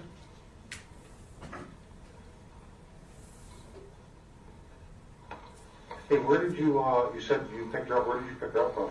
Her house. Okay, in, Eastpointe? Yes. Okay.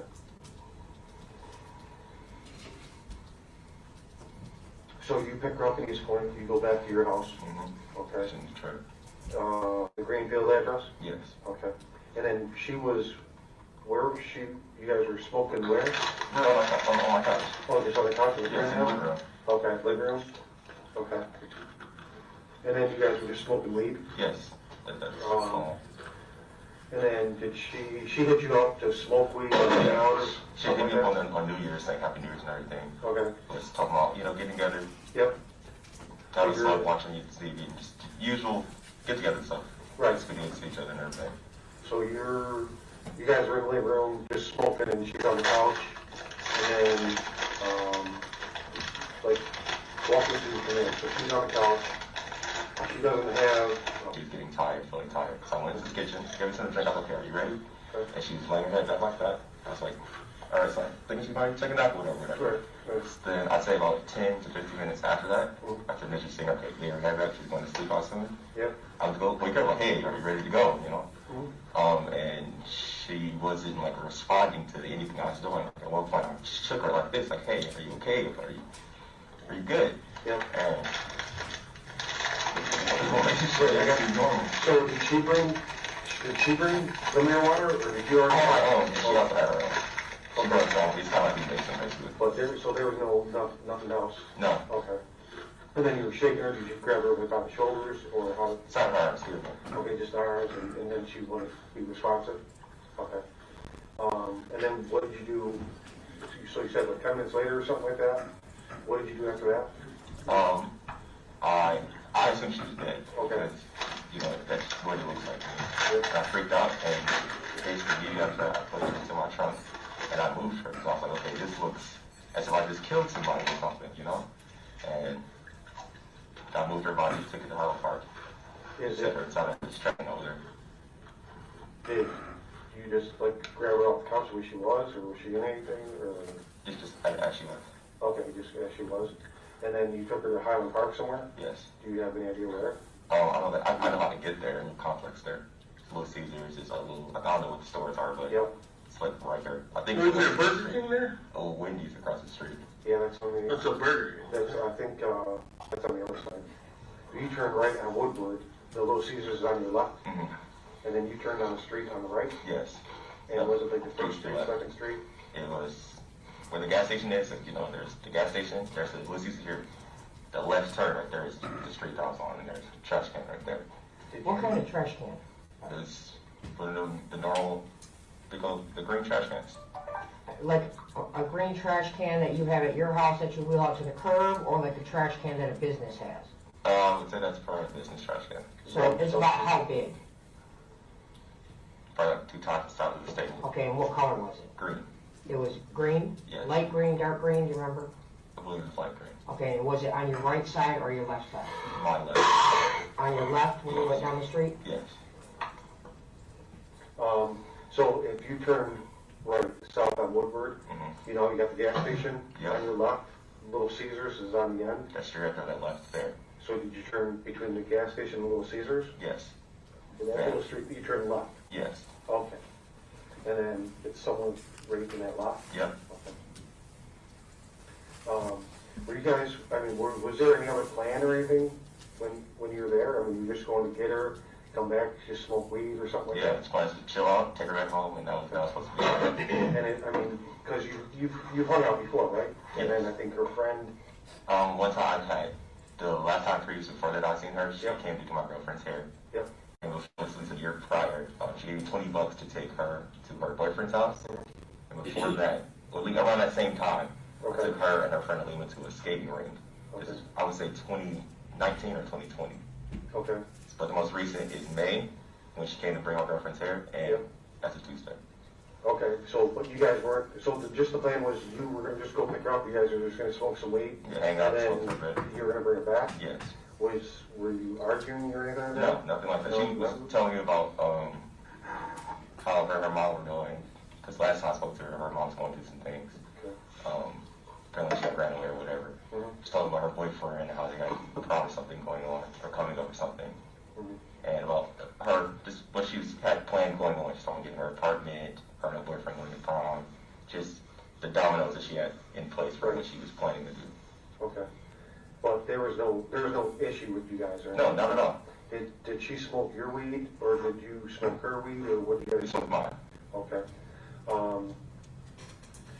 So you smoked yours? Yes. Did she smoke hers? Or did you smoke yours? We smoked it together, basically. So she brought hers, I had mine. We just put together, we were just smoking together. Did you guys hang out in May? You were both She came to do my girlfriend's hair. Okay, that was the okay, and what was her plan that night? Did she tell you you're just gonna go bleed and go back home? She was talking about money that she had to pick up from somebody or meet up with somebody, something to do with it or whatever, but we didn't really get into detail of it. And then she just, whatever clothes she had on at the time is the way she went? Yes, the way she came. And no bags, no tape, no nothing like that? No. Okay. Do you remember what, was there anything else in the trunk? No. Okay. So her shoes, you left everything on, just put it in there and freaked out and, okay. But there was no promises by her or nothing like that. That was it, just strictly weed and going your separate way. That was it. All right. What time did you get back to your house, approximately? When you first picked her up? I'd say maybe 11 or 11:30. Okay. And then when you picked her up, you remember what time you picked her up? I think it was getting close to 11, so maybe like 10:50 or something. Okay, so somewhere in 10 o'clock, 11:30, and then you smoked for a couple hours. I'd say about an hour and a half specifically, Okay. yeah. And then you come back and you notice. I need to leave it out something. Who was with you when you picked her up? In the car? Just me and her. Oh, I have my kids with me. Yeah, my boys, because before that, we took our mom to work. So you had your two babies? Yes, my youngest, my two boys, Sean and I. So they were at the house too? Yes. Okay. And that was your actor? Yes. Okay. All right, so you had the kids and her, so you bring the kids back to the house too. Mm-hmm. So where are the kids at when you guys are smoking? I put them upstairs, I put them to bed, everything. They go upstairs, they go to Yeah, bed. mask, went to bed. All right. So then you notice her looking sleepy, looking tired. You attempt to wake her up, and then you describe that you had felt her chest and she had a faint heartbeat. Do you have any medical experience? So describe to me how you would say like faint heartbeat or shallow breathing or anything like that. Okay, well, let's say like if you're resting and falling asleep, you could feel the exhaust from your nose. You can see your chest moving and everything. Okay. And it's for the heartbeat. Like literally, put my hand here. You can feel your heartbeat. Okay. If you're hand, you can feel your heartbeat. So you could still feel her heartbeat at that point? Yes. Why didn't you call EMS? I didn't know what was going on. I didn't know. I didn't know that it was something on my weed or the weed that she had. I didn't know what was causing that, but I knew what it at the time what it looked like to me. I was like, oh my God, it just didn't look good. And I just freaked out. All right. Have you and her ever had any? I understand they say you guys are cousins, but Yeah. you're not really cousins, Yeah. like blood related, like that, right? Have you ever been in a relationship together Never. at any point? Never.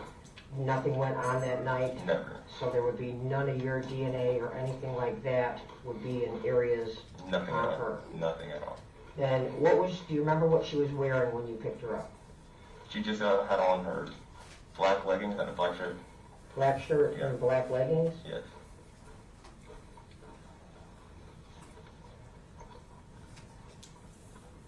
So when you picked her up, you didn't use a blanket or wrap her in anything? She just came outside. That's just how she. No, I'm saying after when you picked her up and you get back home, when you find her unresponsive, you didn't wrap her in anything or put a sheet or a blanket over her before you placed her in your trunk? No, I just carried her into the shop. And I was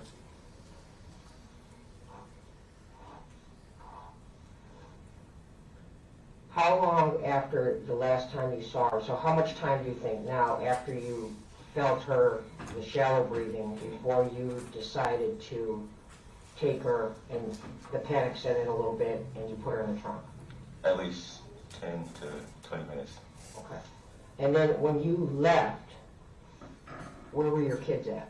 They were sleeping. You left them at the house alone? Yes. When you left? Okay, so then what route did you take?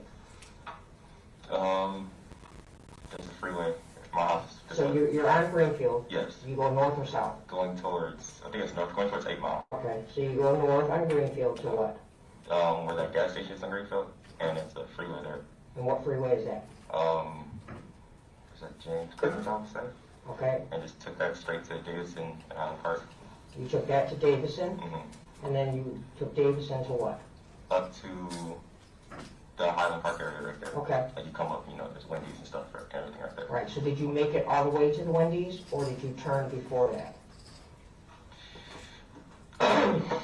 Like, if I pull up that on my phone, that map area, can you describe your route to me? Yeah, probably. Okay.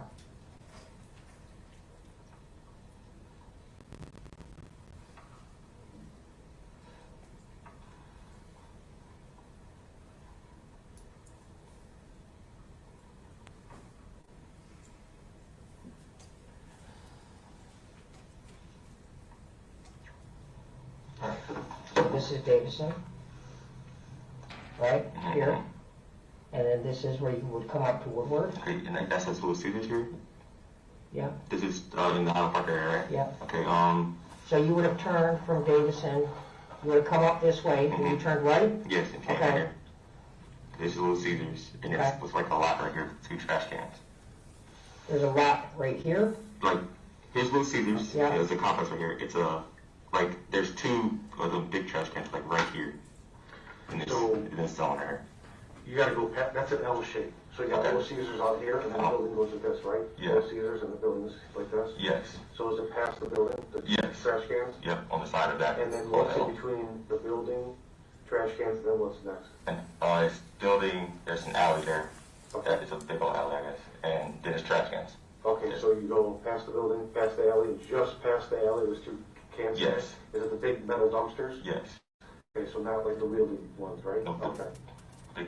the gray ones, Yeah, that are about like this tall. huge ones. Okay, Mhm. right. So so to clear some stuff up, because I have some messages and stuff like that, that maybe it was a dating relationship or something like that. So that, Oh, I know exactly what you're talking about. you know what? When all this started, Yeah. Sierra, who is Zion's mom, Okay. was talking to Zion, one of Zion's mutual friends, our mutual friend through Zion. The text message that started circulating around that apparently I was talking to my cousin was between me and Alima, which is our mutual friend through Zion. Okay, And those That's were in it. October and November, correct? Yes. so, I'm a little confused. So was that message, were you trying to get with Alima, the friend? Yes. Okay, so that's what it was. Yes. So you were trying to have a relationship? Never. And never had a relationship, and Never weren't at all. attempting to have a relationship that night? Tell me about, okay, so you're in the family room with the couch, right? Mhm. There's a table. Did you used to have a table in front of the couch? Yeah, that table broke during me and one of my girlfriend's arguments. So Okay. the frame of that table was in our backyard, but when Zion's over, we don't have a table, just our carpet, just big over our 2 couches and the TV. Okay, so that happened with an argument with. Me and my kids' mom. Okay, I got you. When was that? Probably like 2 months ago, 2 months prior to this, basically. Okay, So a little before New Year's. that's it, sitting out in the backyard? Yeah, Okay, just before New Year? yes. Okay, okay. Oh, you got the map there? Yeah, so here's maybe a better looking map.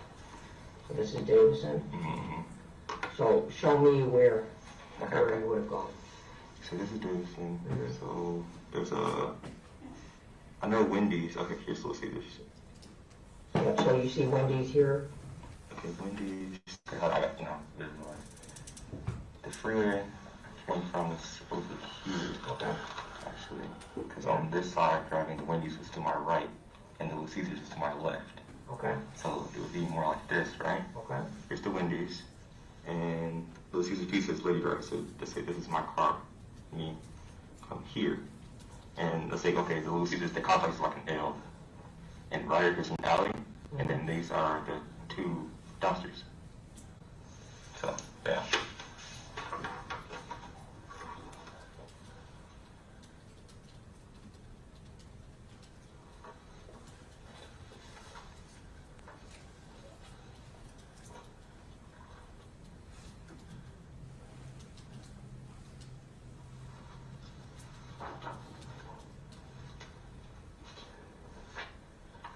I'm going to stop the video briefly at 20 minutes and 46 seconds.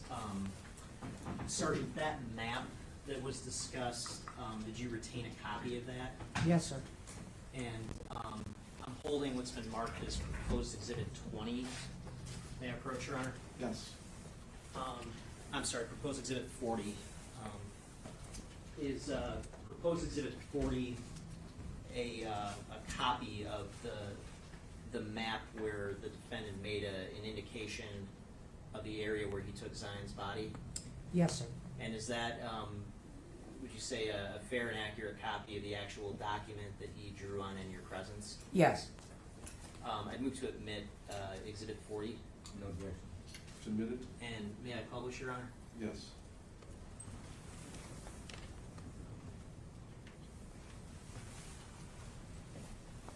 And just want to go down to this area. So is this area here where the circle is that the area that he identified?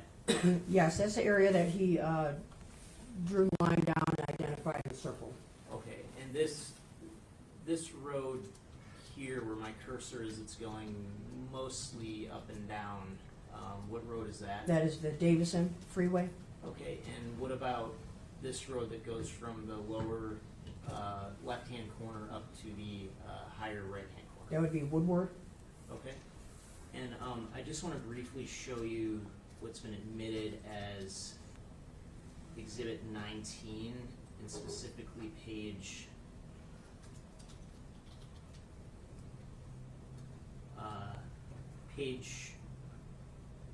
I'm sorry, 1 second.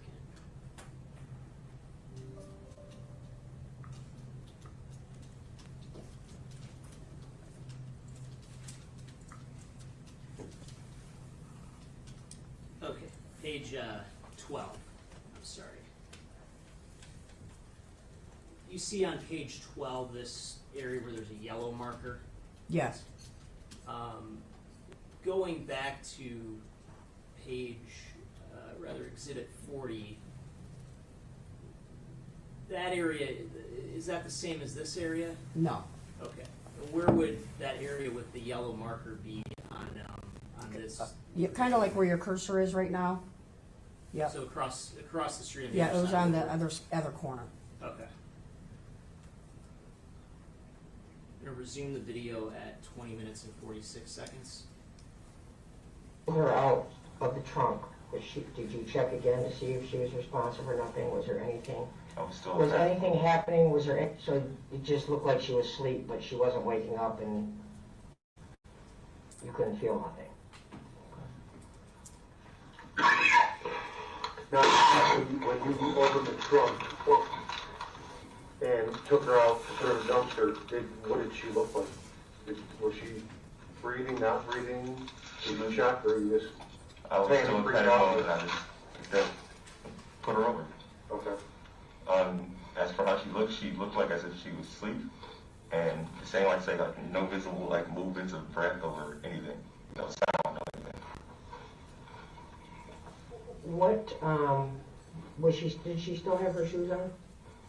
Yes. So She had on Crocs, so yeah. Crocs. What color were they? Black or gray, one of those. Did she have any of her? Was her work attire or anything like that? Was there anything else in the trunk when you put it? Did you have to take anything out of the trunk to put her in the trunk? No. The trunk was empty? I want to say empty. I had like my tires in there, some coolant, some of my old clothes, because at one point I lived in my car. Okay. Just a bunch of junk in the trunk and everything, but Okay. I didn't move anything. Where is her phone? She had her phone. No. Yeah, she had her phone when I took her there. And that's basically it. She had her phone where? She either had it in her pocket or she'd keep it like tucked or whatever, like over here. So did you notice where it was? No. Or did you take the phone with you and throw the phone in the dumpster is my question? No. If it was on her, it would still be on So her. you don't know where her phone is then? No. What kind of phone did she have? She has an iPhone. iPhone? Yeah. Do you know what color it is? No. She had a case. What color was the case? I think it's one of the multicolored ones. I don't know if maybe it's a custom one with like pictures or just like multicolored. So, did you ever touch her phone? No. You never touched it that night? No. So, there'd be no reason why your DNA or fingerprints would get or anything like that? At all. Okay. And you saw it though, right? Yeah, she had her phone. At one point she was talking to somebody on her phone. Okay. And you said there was a case? Yes. Was the case on it last time you saw it? Last time I saw it with it, yeah, there was a case on it. Okay.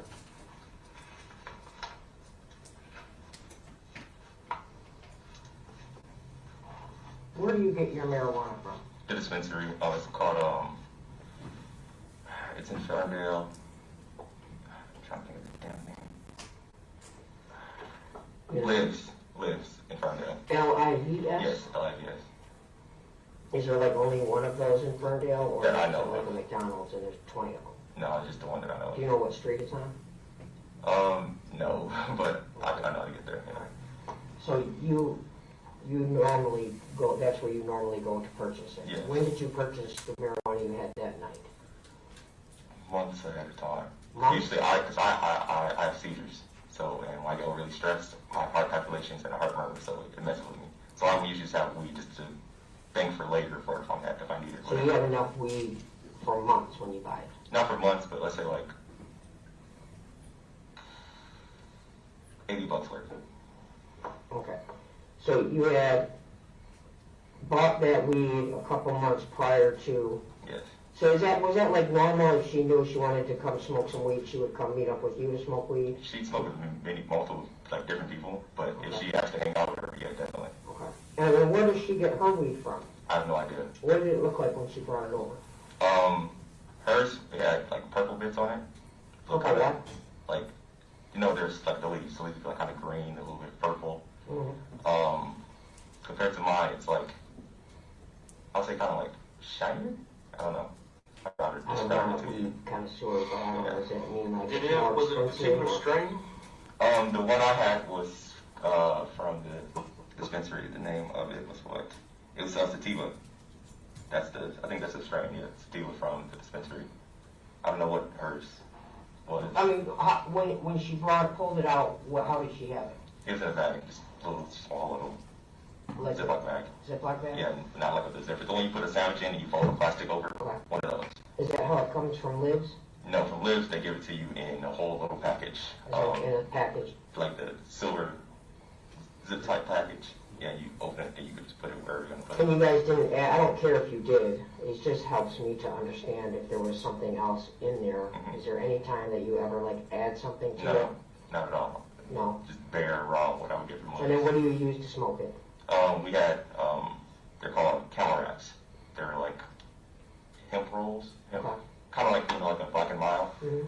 but it just, They're the wrappers. you just wrap it. Okay.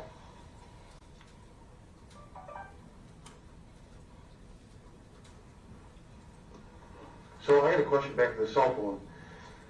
So, before this all happened on the couch, when was the last time you saw her cell phone? Before I went into the kitchen, she was talking to somebody. She was texting somebody. Okay, so she was talking to or texting or talking to somebody? Yes. And then you saw that she was texting or talking, and that's the last time you saw her phone? Yeah. And I you came did- again. Okay, and you did not take it out, you didn't touch it after, you didn't do anything with it? No. Okay. Because, I mean, it was charged, you know what I'm saying? And then all of a sudden, it's just like, where's the phone at, you know what I'm saying? So, we would like to know where that's at too, obviously. Yeah. So, but you never touched it, you think she had it on her still? Okay.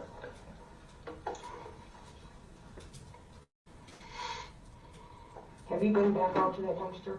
No. So you haven't been back over into that area since that day? At all.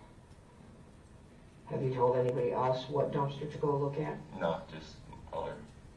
Just what? Just, well, yeah, Okay, so you don't know if she's still in the dumpster or not in the dumpster? not at all. So, you didn't tell anybody else besides Mr. Jones that she was in a dumpster or going in Highland Park anywhere? Well, that's a lie. Recently, I told my mom and him because she was with me when I was talking to him. So my mom also knew this. Okay, so your mom knew? Yes. Okay, so you told your mom before you told? No, together. Okay, together. But she- But you didn't tell any other family members or anything like that? Not at all. Well, no aunts, uncles, grandma, grandpas, nobody, just Not at all. in, okay. It's okay if you did. Okay, we're just trying to make sure everything You're that asking we're piecing when. together. I think the major question is, when did you tell me about the dumpster incident? This is very recent. What's today? Today's Wednesday. The last time that I came to see you, not this morning, but the last time I talked to you, the last time I told you. In the evening time, correct? Yes. Okay. Well, that would have been after we were supposed to meet. He popped back up.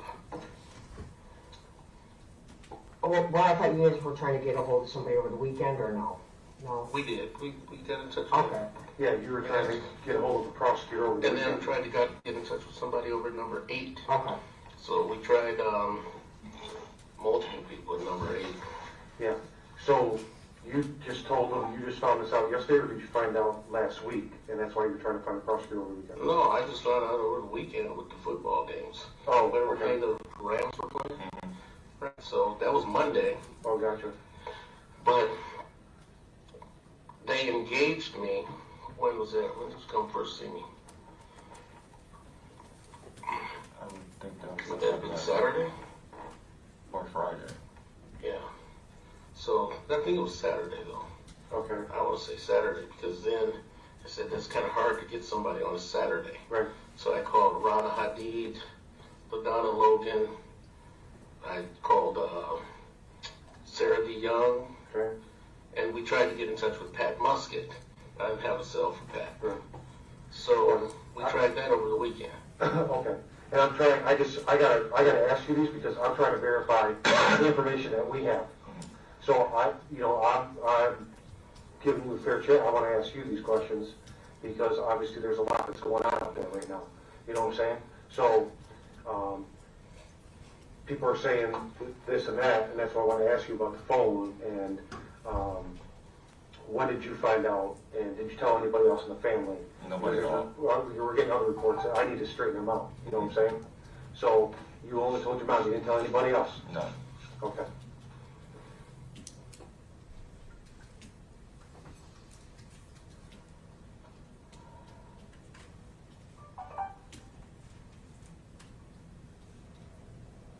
And we tried to contact Scott too. Yeah.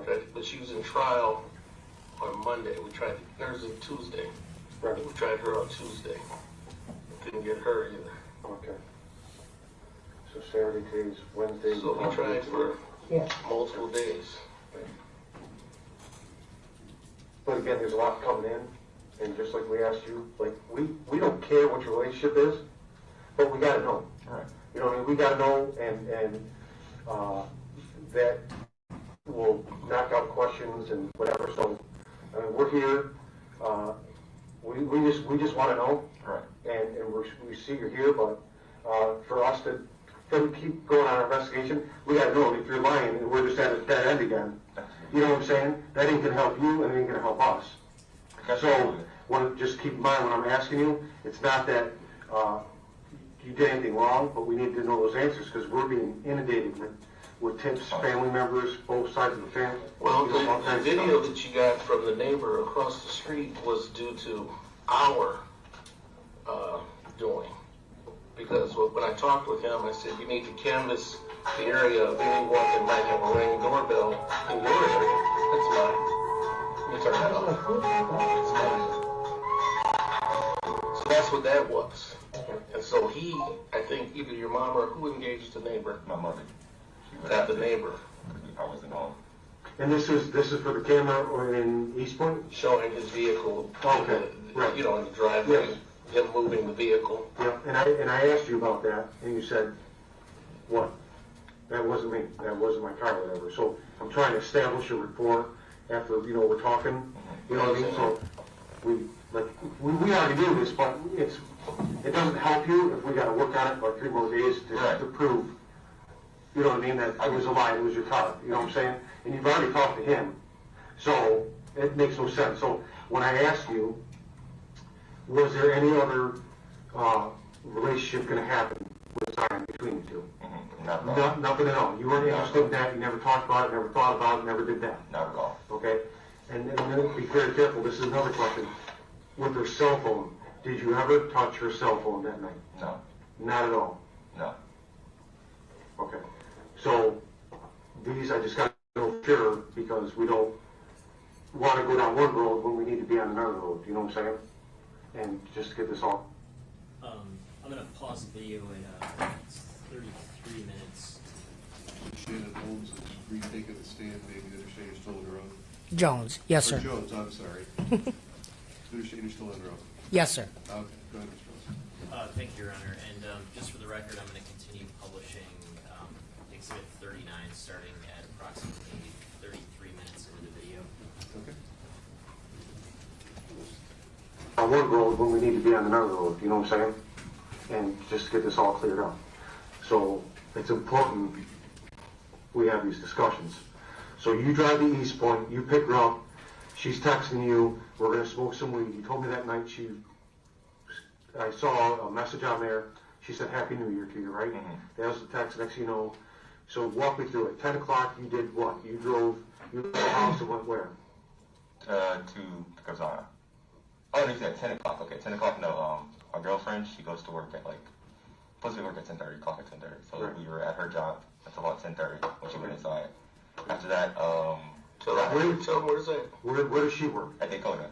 At Dakota, like Plastics Industries or something? And that's in Oak Park or Hazel Park. Madison Heights? No, it's like going through Ferndale. Yep. Where Liz and everything at. Yep. It's Dakota, and it's basically by the Amazon over there. Okay. Yeah, and then right across from that is Dakota. Okay. So now you leave your house at what time? About 9:59 exactly is when we had left the house. What, 9:59 exactly? Okay.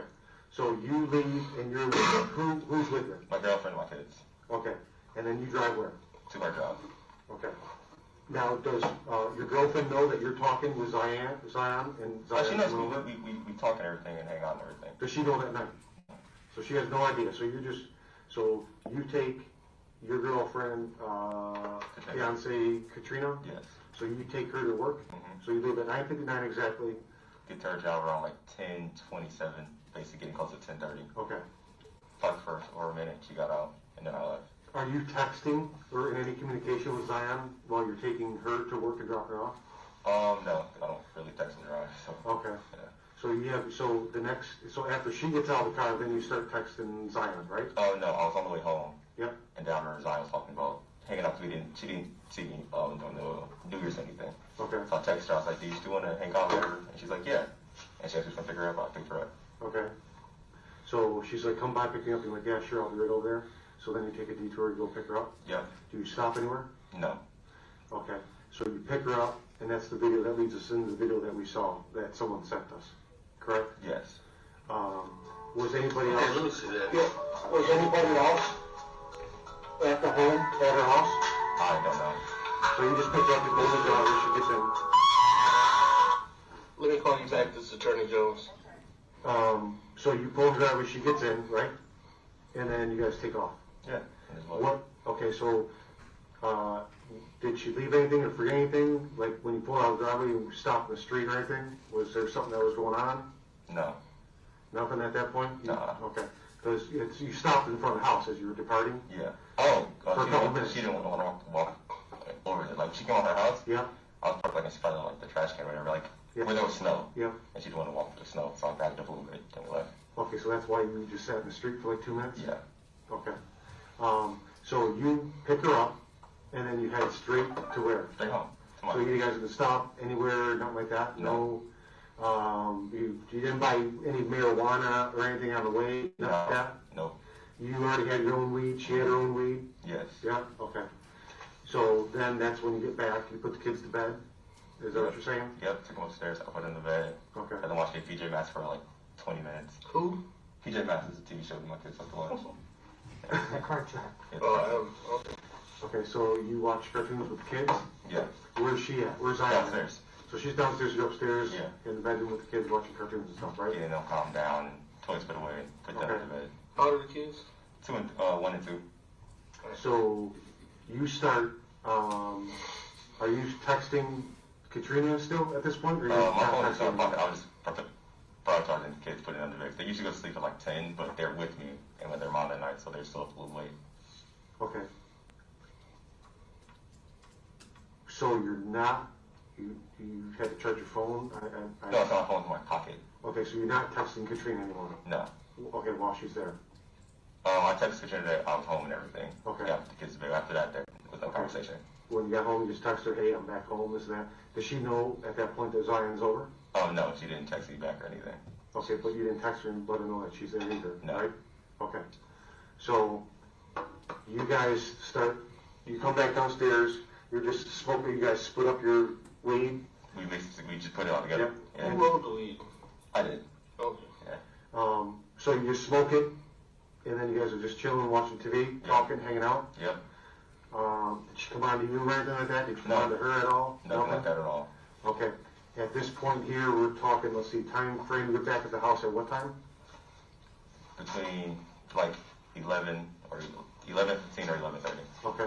So now it's like 11:15 or whatever. Now we're at 11:30 because you're upstairs watching PJ Maxx. You guys mix up your weed, you roll up, you guys start smoking, you're just watching TV, just chilling? Yeah. She's telling me about how her and mom, their relationship's a lot better than it was the last time she talked to us. And about her boyfriend, about prom, the job and everything, and how she's working on getting an apartment and everything. So, do you notice her on her phone with anybody, FaceTime or anything? She was texting somebody. Just texting? Somebody, she did get a FaceTime. Okay. I don't know if she answered or not, because I really wasn't paying attention. I was just watching TV, enjoying Okay. my high. Alright. So now, you guys are just chilling, and that's all of a sudden she just blanks out right there?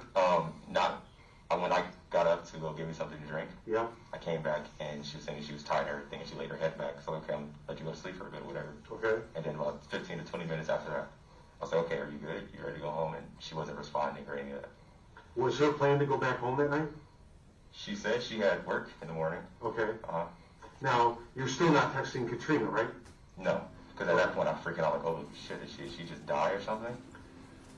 Well, I mean, you just said you went to get a drink and her head's back on the couch. If she's still alive at that point, she's probably just high or whatever, from, the weed. But, so you shake her, grab her by the arms, you said earlier, right? Shake her, there's no activity, no like that. You say she's got a faint pulse, right? Mm-hmm. So now we're looking at the time frame. What time is it at this point? Like, we're talking like an hour later?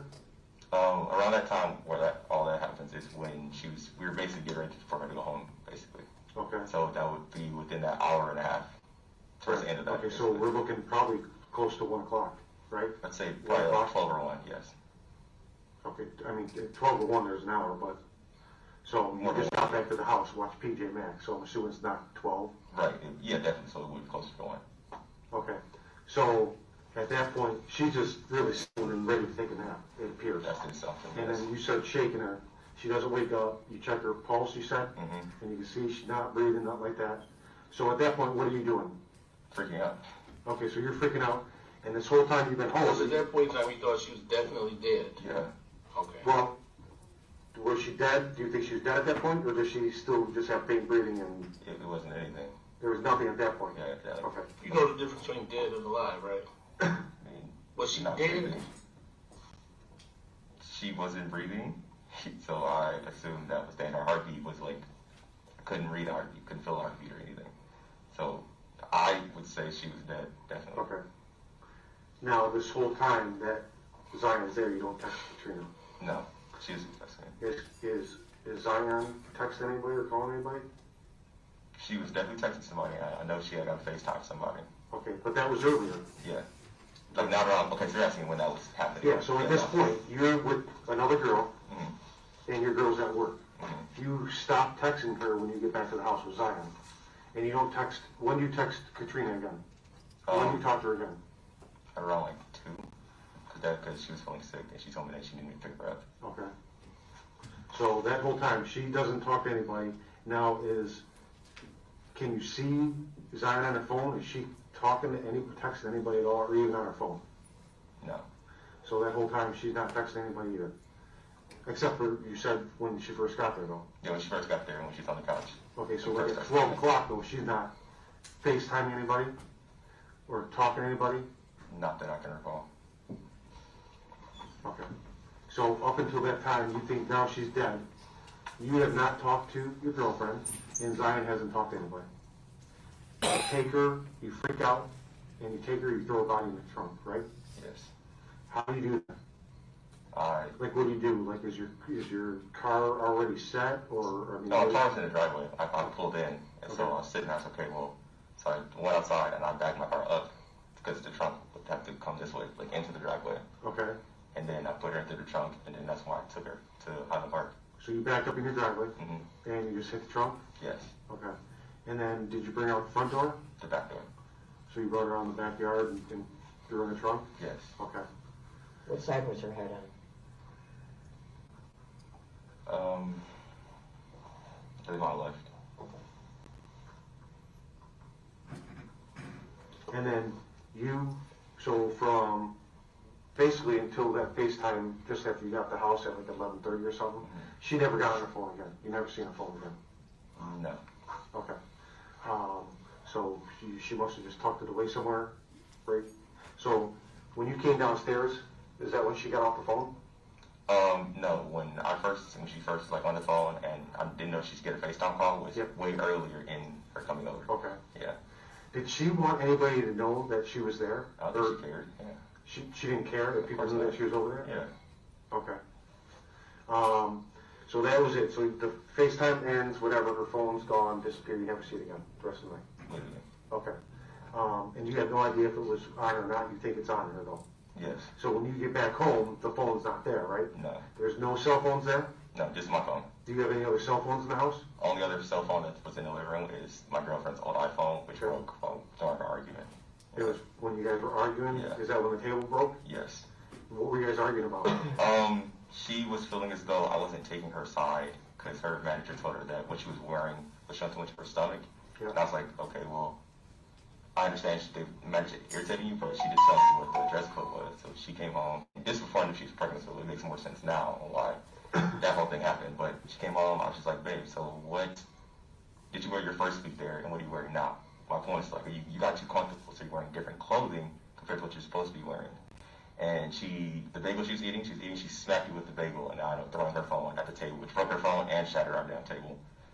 Okay, and this was, when did this happen? She threw you a bagel at you? She smacked me with the bagel. Oh, that's bad. I hate getting hit with bagels. Yeah. When was this? This would have been... You said a couple months ago, then you said January. This was before New Year's, so at least like 2 weeks before New Year's. So 2 weeks before? I don't know the exact date, but I told my mom about it. So 2 weeks before Christmas? Yeah. Yes, before Christmas. Because it was Christmas and New Year's is coming. Yeah. Okay.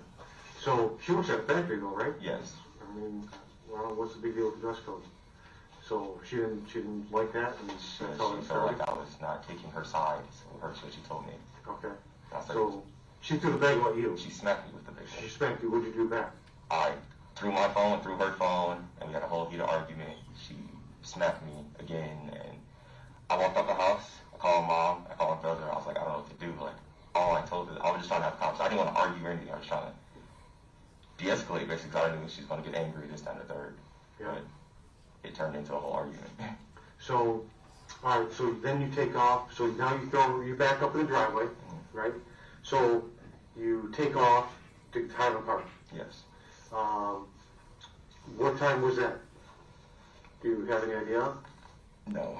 Because 9:59, you said you walked out of the house before, so no time frame? No, 9:59 is when I left with my girlfriend to take her to work. Okay. So after you dump her in Highland Park, you go where do you go from there? I went home. Did you stop anywhere? No. Did you talk to anybody? Not at all. Not at all. Okay, so when you got home, did you talk to anybody? When I got home, I was talking to Katrina. She's asking about, I believe she asked me about the babies or asking what the boys were doing. She said she was feeling sick. We were finding out, just before we knew she was pregnant, she was feeling nauseous and everything. And she's like, I need to come home. Okay. Come pick me up. So then I had that, and now it's around 2 something. You picked her up or what time did you? I left the house at least at like 1:50 something, I would say. Or close to, I just know she texted me to come get her. Yep. At like 2 something. Or getting close to 2. Okay, so you went to Highland Park, threw the body, and you're back home, right? You don't stop anywhere, you don't talk to anybody until you get back home. So you're home, you think it's, at what time? Let's do like 1 something maybe. Okay, so after you get home is when you have contact again with somebody in Katrina. I'd have talked to anybody else about Katrina after that, yeah. Okay, so because you talked to a lot, I'm assuming, right? Yeah. Okay, so, but you stopped talking to her for those few hours that Zion was at your house? Yeah, she doesn't text or do anything when she's at work. Did you tell Katrina that Zion was there? No, because I just dumped her body, so that conversation would have been wild, and I didn't want to get her involved in anything. Okay, so that night you never told her, you just went about your night as just another day in business? Yeah. Okay. Were you, I'm sure at this point, you had to talk about it with her, correct? No, I didn't want to tell her anything. Okay, so you still at this point haven't told her, like, hey, Zion was over, or nothing like that? Tell her, so you engaged me and I told her, you better tell her what's going on. Remember that? No, yeah, she didn't know until. So when he came to, I can tell you that for a fact. He came to me. I said, "Have you told anyone this?" I said, "You know, your girl is gonna find out, and you're gonna have hell to pay." I remember that. And that's so she didn't know. She wouldn't have known anything till when? Saturday evening. When we came back the next, during the whole thing. There's something I have to tell you. There, and I do have to tell you this. What night was that? That would have been the night of the Rams? Yeah. So they were staying up in Waterford. With my brother. And then, that was, everything was good, because they came and got his car. Monday night. And the Rams played Monday night. Right, Yep. But they came and got his car. Towards the weekend. Was that Sunday? Or that? That was like early Friday. Or No, that was Saturday. That was Sunday. Okay, so early Sunday. Sunday. Sunday. Well, whatever the day it was. He received a threat. And excuse me. He received a threat, and they received a subsequent threat. And I told him, I said, listen, you can't go back to that location because somehow they found out he was staying in Waterford. I said, if worse comes to worse, you come to me. So I receive a knock on the door. What time was that? At this point, I don't know. There was so much going on that day. It was very been like maybe 10 or something in the morning, 10 at night, yeah, or something like that. Him and his whole family came. And I said, well, now, you know, I ain't getting involved with your shit, okay? So he stayed at my house. And I divulged that to, I think, Miss Logan, or, you know, I told her, because they were receiving death threats from the Milton side of the family, which created a whole nother issue. Yep. Because it turns out I represent one of the Miltons, but not anyone. I don't even think she might be like a second cousin of what's the mother's name? Sierra Milton. So I represent a Marquita Milton, Shakita Milton. Okay. And I didn't know that there was any kind of relationship till I found out his mom's maiden name. So that I never knew there was anything because the girl's name is Zion Foster. Okay. So I didn't know there was any kind of potential conflict, but then the conflict's been resolved. Okay. So Monday night, Monday night, the night of the Rams, he came to your house? Came to my house. Okay. So does Katrina know now? Yes. Okay, so you told her, she had no idea at the time? Because I told him he couldn't stay. If she doesn't know what's going on, she really needs to know what's going on. So, was she shocked by Zion being there? No. She hasn't been there, right? Yeah, and I mean, would she you didn't know the whole story is what she was shocked by. Well, I'm sure she's probably pissed. Yeah, no matter what, it's a lose deal. But so she doesn't know that night. But you normally talk to her like how often do you text Katrina? If you're not with her, like several times an hour, like 10 times an hour, 20 times an hour. The whole day, basically. The whole day you're texting, right? No, the whole day we're together. Yeah. So we're not really on the phone. But if you're apart, you guys you're texting, right? Yeah. Like more than 3 times an hour, you think? No, if she's at work, she really does not be on the phone. Okay. So we just don't talk. Unless there's something happening, like she's So just she's home. working hours, then your text messaging is not as frequent. Yeah.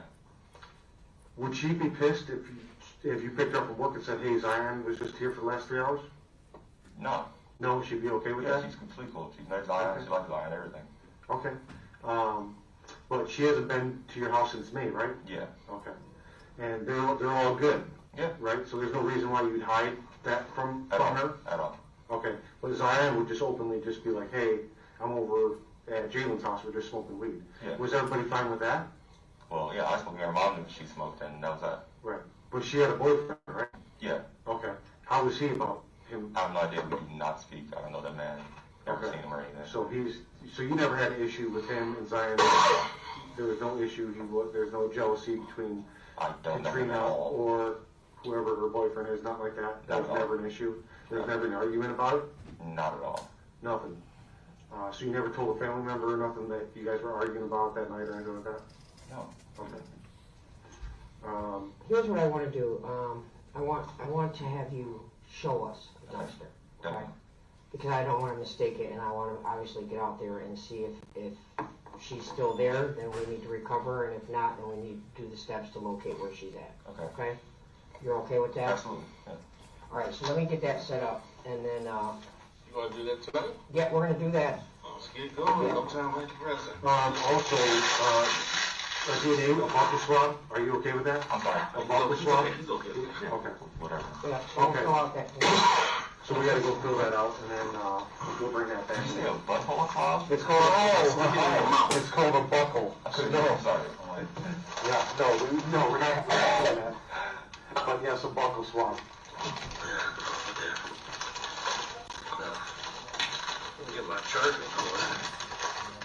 Stop the video briefly, 53 minutes and 50 seconds. Sergeant Jones, there was some discussion about a buccal swab. Yes. What's a buccal swab?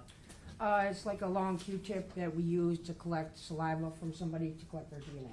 Okay, and that's just to preserve a DNA sample for potential analysis in the future? Yes, to compare to any evidence that might be recovered. Okay.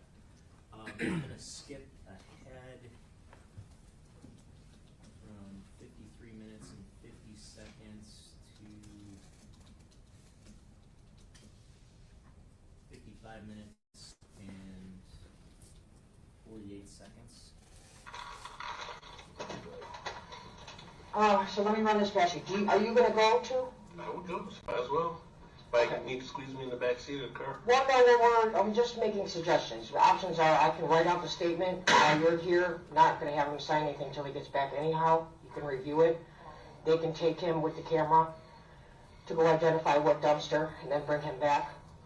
Or you can ride with him. You tell me what you're... I think I'd probably ride with him. I want to see the area too. Okay. Okay. That way I get a visual. Dude. Stop the video 56 minutes and 27 seconds, and then skip ahead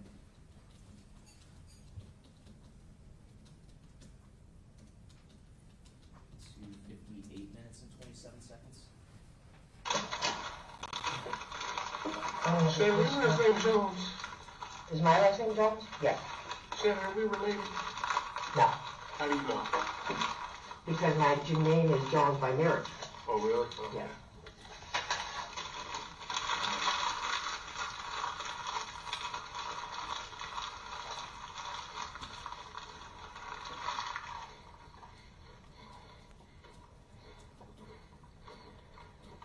Question, you have cameras on your house?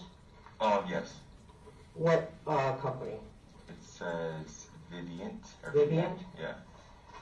And did you already delete what was on I there? didn't touch the cameras at all. So. Well, how does it record? It records motion. And At what point? let's say you go to the doorbell, the camera will flick on. Okay, so what about when you're pulling into the driveway? I'm not sure. It probably would, yes. If I pull it around and say any kind of motion that it picks up on that front room, it'll ping on it. Okay, and you have an account for that? No, it was pre-installed when we moved into the duplex. So is that, are you renting there? Yes. So does that homeowner or whoever owns that house, they have the access to that camera? Yeah. Okay, and then who is that? Her name's Pamela. Pamela? No, that's her damn doctor. My girlfriend knows, and my mom has the lease and everything that has the landlord's name and everything on it. Okay, Yeah. and the cameras, how many cameras are there? There's one and two. There's one, the doorbell camera, and there's one on the side of the house that looks like... So the doorbell and then the side by the Yes. driveway? Yes. Did you need that? No, I didn't Give need it it. to you. I said I didn't need it, I just didn't. I gotta ask him something that's a couple things came in. What? So, do you have an OnlyFans? No. What's that? OnlyFans? What's that? It's where they meet. It's an adult porn site. So if I want to make porn and sell my porn, you could... Like Pornhub? I guess. No, you make your own and you sell it. You like do it live and people pay to see. You shouldn't be on It those live. sites. Well, I'm not. That's what I had to figure out what it was. So, but there were some reports that it was, and I got to clarify it because you had a few laptops at your house. I have one laptop. Well, my girl has one that she used for school, and I have a red one that I Okay. really touched, and she used that for school as well. Okay, there was a tablet or something too, but it came up. So there's some tips and stuff like that. You were doing OnlyFans page or something. Never. So you have not participated, made, or tried to sell any No. homemade sex videos, nothing like that. Not at all. Okay, there's gonna be nothing like that on the computers or anything. No. Okay. Yeah, I've never been on. Yeah, so just tell him that now, because just so you know, when you delete something, it's really not deleted. Remember what I told Obviously, you? yeah. I told him that. Okay, yeah, because I mean, that's why, and like I said, I'm trying to build a relationship here, and He's prepared. Just tell He's prepared to give you his phones. I told him that That's got all the there's background. Cellbrite, Cellhawk, yeah, all of that. I told What is him. that? Cellbrite, Oh, Cellhawk. Cellbrite. I told him all of that. I said, turn those things over because they'll actually help him. yeah. I mean, if we got it, there's no sense of lying. Yeah, And I'm telling you right now, like, there's no. Tell me if there's something that you think you might have lied on or been truthful or misleading. You wanna read this over? Just tell me right now, This is the because we're gonna find out. For the You know what I'm Oh saying? yeah, oh yeah. And this right here is your opportunity. You know, there's no gimmies, no take-backs. 3 weeks from now, go, oh, that's right. You know what I'm saying? Right. So let's hash it out. You're gonna initial and No, sign. I've never made any, like, OnlyFans content or anything like that. Okay. Sign. This allows them to take the swab. Oh, it's fine. Right. Well, not exactly. They'll use your DNA She just wanted to it darker. I compare don't think we need it darker, do we? to any DNA found. Okay, just whatever we do it with. Okay. And you said sign where? Yeah, sign at the Sign. bottom where it says name of, yeah. Print, sign. Now print your name underneath there. You do the opposite, something. You did it wrong. And then put the date and time, which I put the date and time over there already. Just do it again.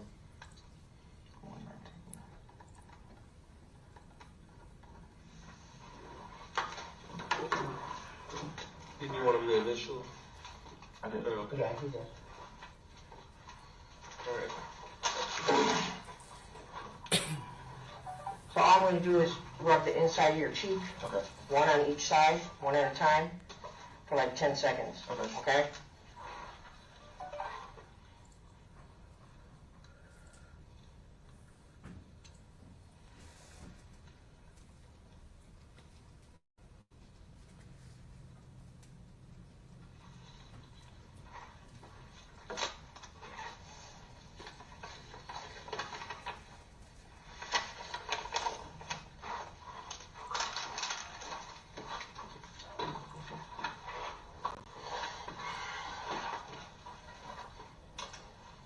He And also, then I'm gonna he give you also this agreed. marker, just so you can remark where that dumpster is on there in the darker. And at this point, Sergeant, is the audio redacted because of discussion about something that you understand is not admissible in court? Yes.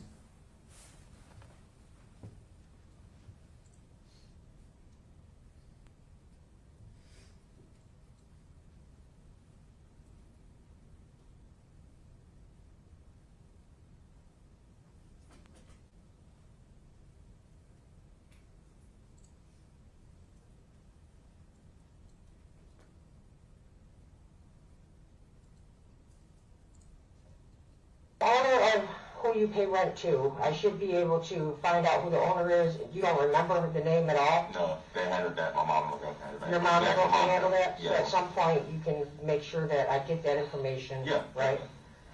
And it was a Vivian video? Yes. Okay.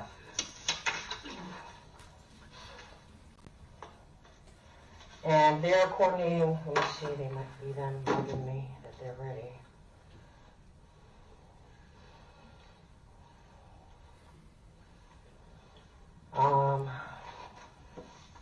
Is it the area that you're about to show them? Are you familiar with that area? Just from driving through. I mean, do you know anybody? What made you go there? I was familiar as in like when I first drove when we first came back to Michigan, I worked at Magna. So it's in Highland Park. Okay. Is it off Woodward or something? Yeah, Yeah, I guess maybe a couple of streets or. I mean, so my question is what brought you to that spot?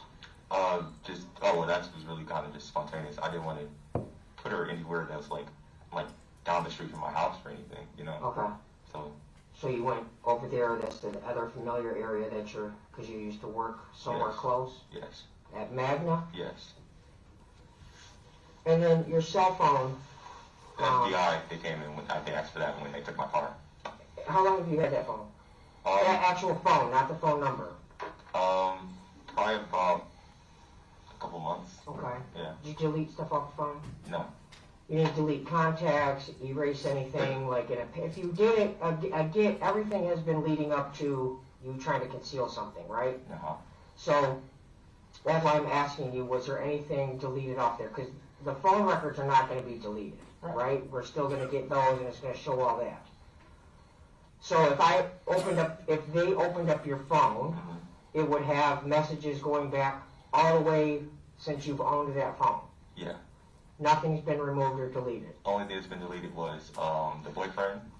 The boyfriend, he texted me. The who? The boyfriend texted me. Okay.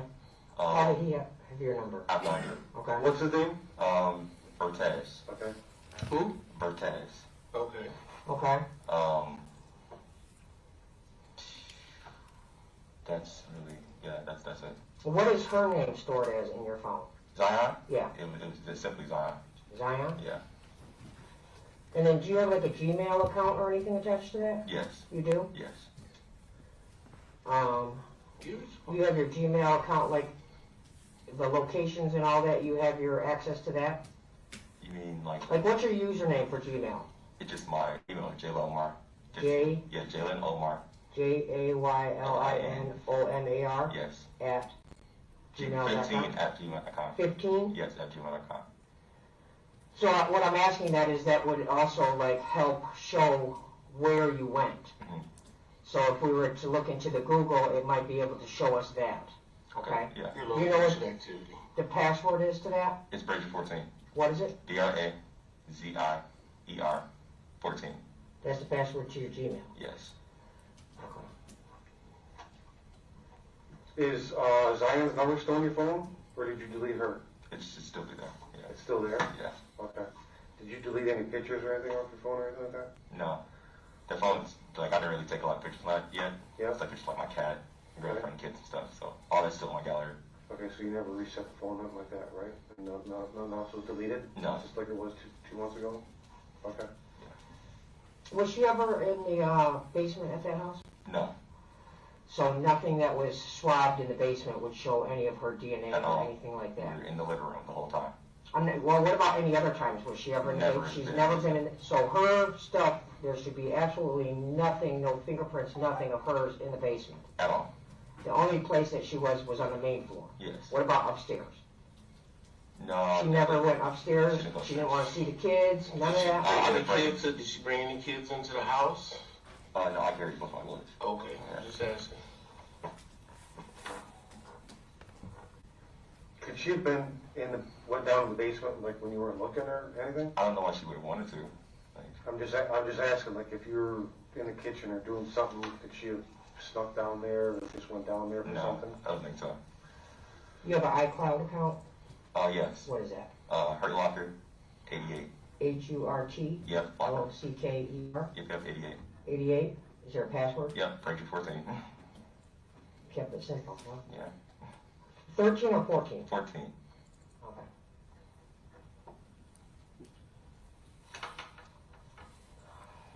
Okay, I think they're getting the car ready to be able to take you guys over there. Okay. While you guys are off doing that, I'm going to write out our statement, what we've been talking about, and then you guys are going to review it and all that stuff. Okay? Let me go see where they're at with that.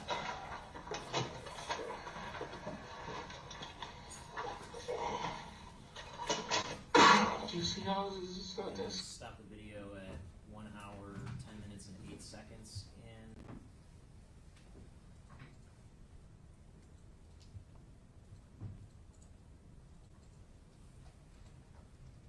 resume at 1 hour, 15 minutes, and 18 seconds. This was the day it was going to be moon night. Do you have access to those cameras at your house? It's a thing in the house. There's a thing in the house? Yes, the FBI said they disconnected it when they came in. So that's the only way you could access it, was by the screen? Yeah. What would you do? You just click it and you click like recent, and it'll show you any activity that was recent. But as far as like admin access or whatever, you could never really touch any of that. Okay. So you couldn't get to it on your phone? No. No app? They have an app, but the app does not work. Okay. Do you have the password to the app or anything It like didn't that? need a password. It connected through like Wi-Fi or whatever signal they used to bounce around. Okay. Next question. When the dumpster, was there only one dumpster there or two? Or There's two. There's two? Yes, two of the. Was there anything in it, did you notice? I have no idea. I didn't look. And is there a side door or you had to push her over the top? Over the top. And then it had the lids that come down? Yes. Were the lids already open or you had to open them up? They're open. And then did you put anything on top of her? No. So you just threw the body in there? That was it. Okay. She was definitely dead at that point. Was that a question? Oh, well, yeah. Yeah. From my understanding of dead bodies, that she'd be dead. Was she heavy? Yeah. It's like most people are pretty heavy. Yeah. Was she big? I'm not heavy. No. I'm not heavy either. I'm just portly. I'm gonna stop the video at 1 hour and 17 minutes into it.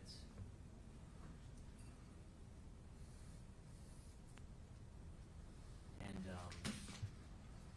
Sergeant Jones, is it fair to say that that concluded this portion of the statement with the defendant? Yes. And what happened at this point, based on your understanding? What did you specifically do at that point? So at this point, we had members that assisted that took him and his attorney out to be taken to the area that he was describing to them where the dumpster was. And did you accompany them on that excursion? No, sir. And while they were out there, what did you do? So I prepared a written statement and typed out the different things that we had discussed. And then that statement was provided back to Mr. Brazier and his attorney, and we reviewed that together. Okay. And before we get to that written statement, just briefly, I'm holding what's been marked as proposed exhibit 42, a transcript. Have you reviewed this? Yes. And does this transcript fairly and accurately capture the statement, the recorded statement that we just reviewed in terms of exhibit 39? Yes, sir. Your Honor, I move for the admission of exhibit 32, the transcript of the interrogation. Any objection? Your Honor, hold on 1 second, I'm sorry.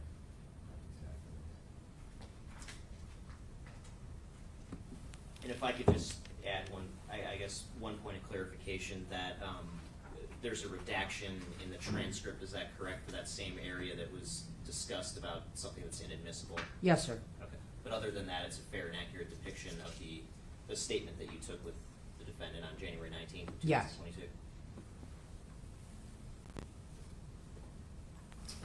No objection.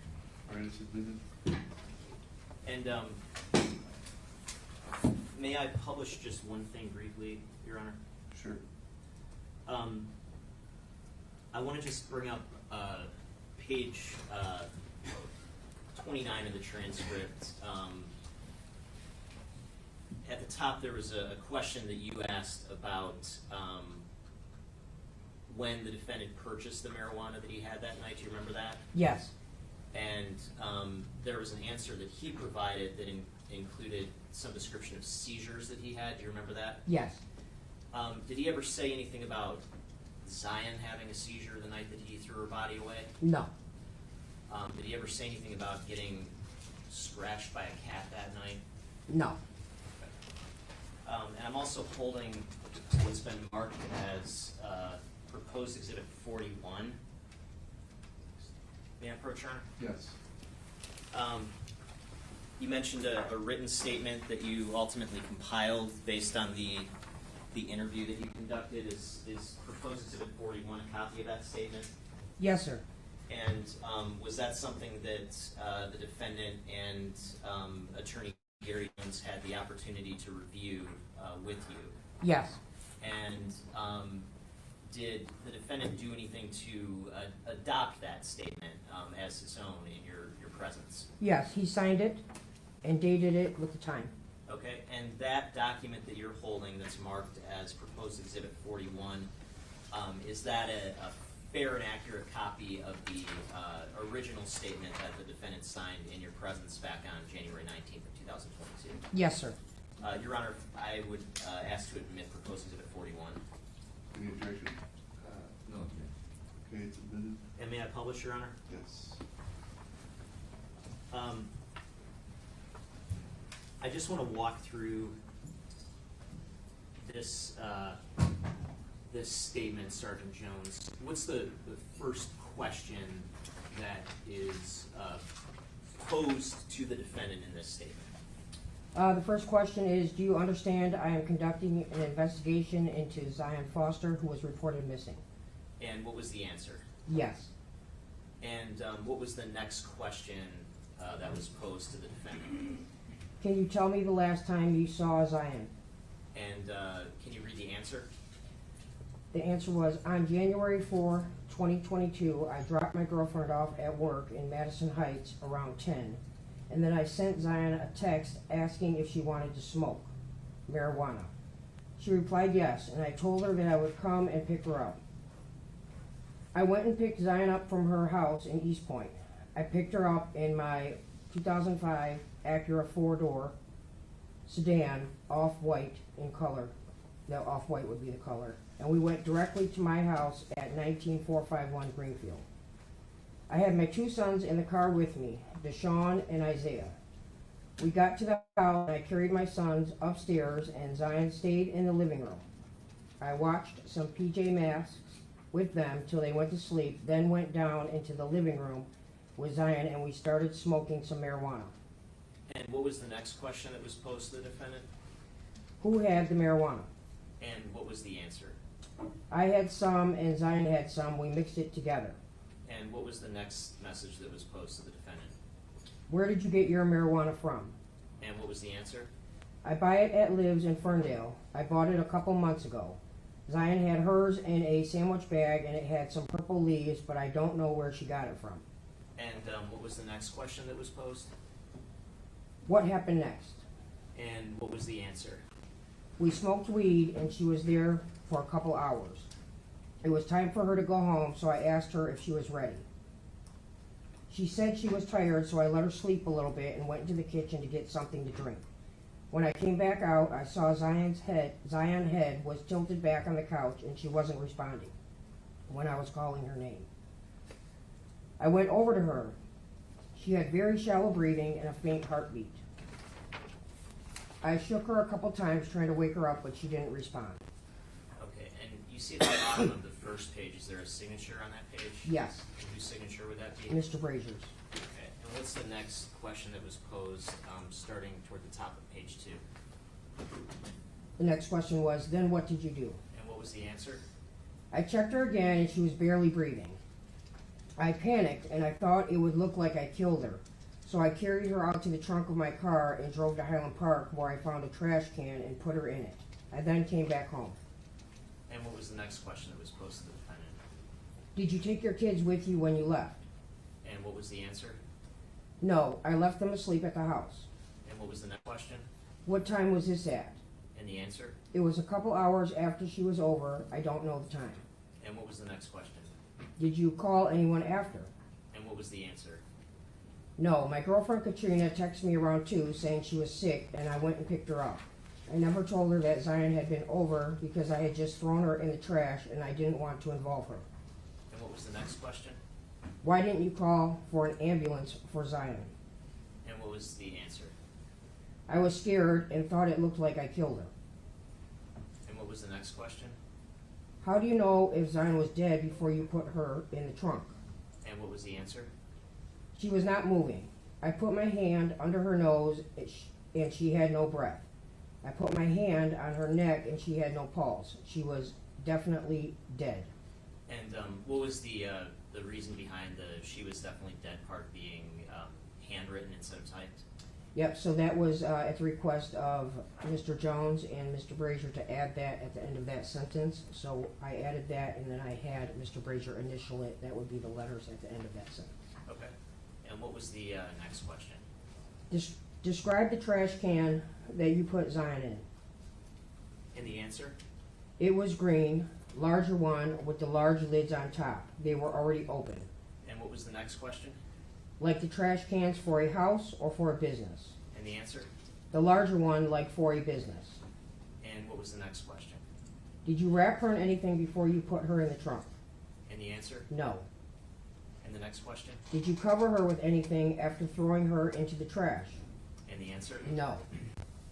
And the next question? Where is the area in Highland Park? The answer? I drove down Davis into Woodward, and there is a Little Caesars near there, and there were 2 green trash bins, the large ones. I threw her inside the trash can by the alley and left. And what was the next question? Have you and Zion ever been in a relationship? And the answer? No. And the next question? Did you guys have an argument? And the answer? No. The next question? I am providing you with a map of the area. Can you draw on it where you went? And the answer? Yes. And would that be the same map that was previously admitted that we discussed yesterday? Yes. And the next question? Would you be able to point out the location if you were taken there? And the answer? Yes. And the next question? Did Zion have a phone? And the answer?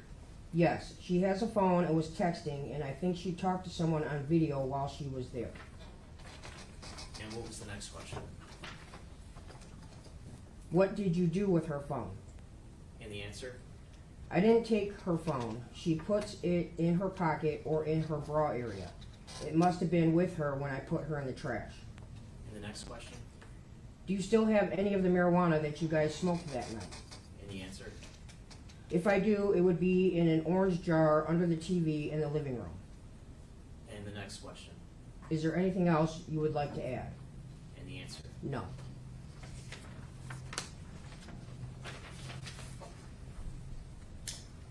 Sergeant, I am holding a handful of discs.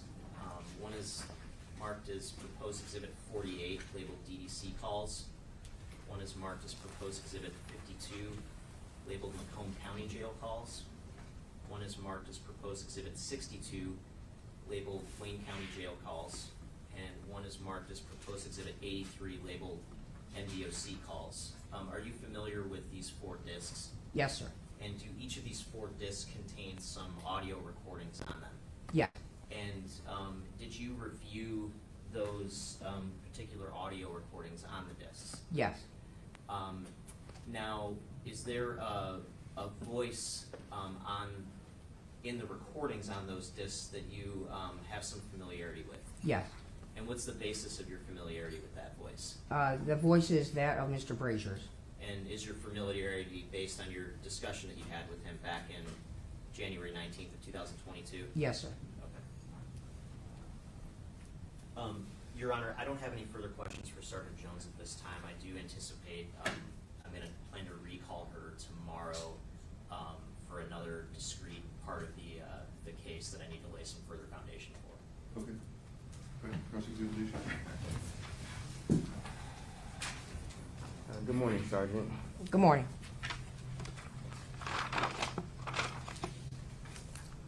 Now, you were contacted by Mr. Brazier's then attorney, correct? Correct. Okay, and they were making arrangements for Mr. Brazier to come in and talk with you, correct? Correct. Okay. You didn't have to go pick up Mr. Brazier or look for him, correct? Correct. Okay. And there wasn't a warrant out for him at that particular time. That'd be a fair statement? Yes. Okay. And you also heard from his attorney that he tried to contact multiple Wayne County prosecutors prior to him coming in on that particular day, correct? I heard him say that, yes. Okay. And you were under understanding that he also tried to contact Eastpointe Police, correct? That's what I'm told from Okay. hearing from him. Okay. Yes. And you had a conversation with the detective from Eastpointe Police Department, correct? Correct. And you were able to confirm that allegation, correct? Correct. Okay.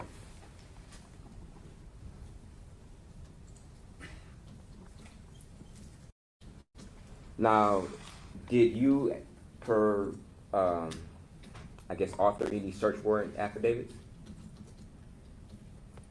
Throughout the entire case? Yes.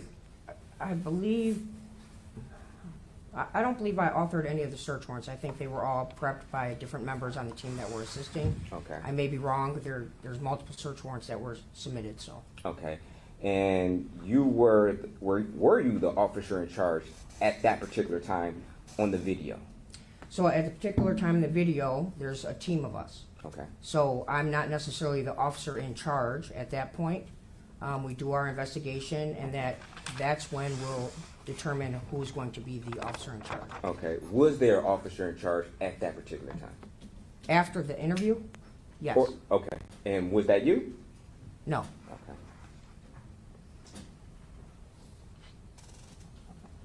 Do you know whether or not anybody went to look for this particular jar of marijuana? If you know. Yes. Okay. And do you know if that was found? No. Well, You don't know if it's found or it wasn't found? it was not found.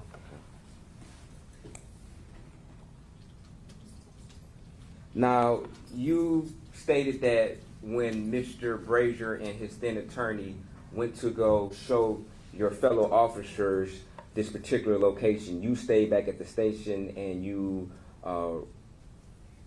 written up a statement? Yes. Okay. And so to be fair to say that Mr. Brazier and Mr. Jones was not there when you typed that particular statement up, correct? Correct. Okay, so it'd be fair to say that you weren't giving a narrative as you were typing that statement up to Mr. Brazier or Mr. Jones, correct? The narrative was established during the interview. Okay. My question is, as you were typing up that particular statement, you were not giving a narrative as you were typing it to Mr. Jones and or Mr. Brazier, correct? They were not there, correct. Okay.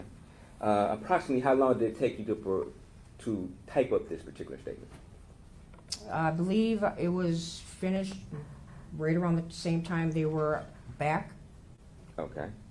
So approximately how long did it take? but I would have to look at the time when they left. It was less than an hour. Less than an hour, okay. Now, what did you do in order to write this particular statement? Did you rely on your notes? Did you go back and play the video? What did you do? Both. You did both? Correct. Okay. And where did you go view the video at?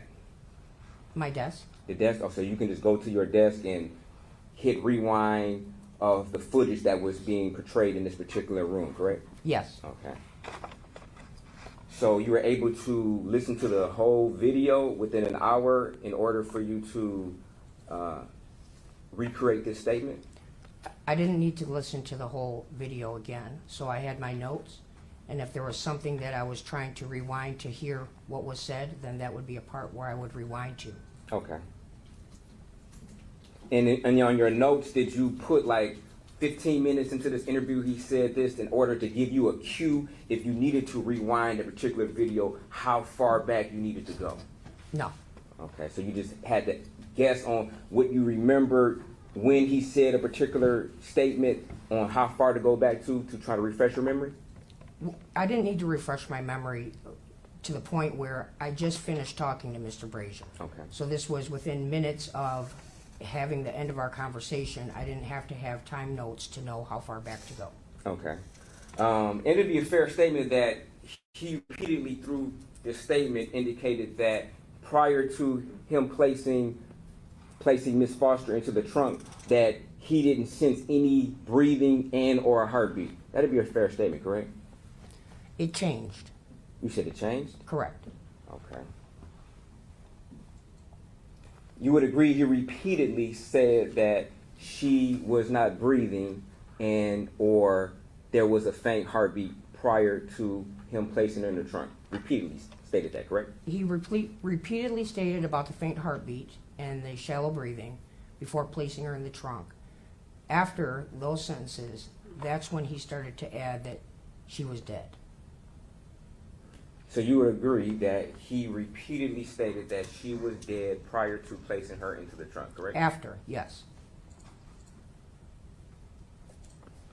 And you would agree that when you typed that statement up, you didn't indicate on that statement that what he told you about her being shallow or no breathing and no heartbeat prior to placing her in the trunk? You would agree that that's not reflected originally on the statement, correct? No, the original sentence is from what he said when he said that she had shallow breathing and a faint pulse. He panicked and took her and threw her in the trunk and then took her to the dumpster. Okay. It was several minutes after that that he discussed that now he believes she was dead. Okay, so the purpose of you writing that statement was to basically summarize the totality of your interview, correct? Yes. And you knew during that particular interview, he stated that he tested her for breathing and there was none, and there was no heartbeat. He stated that multiple times during that interview, correct? Yes. Okay.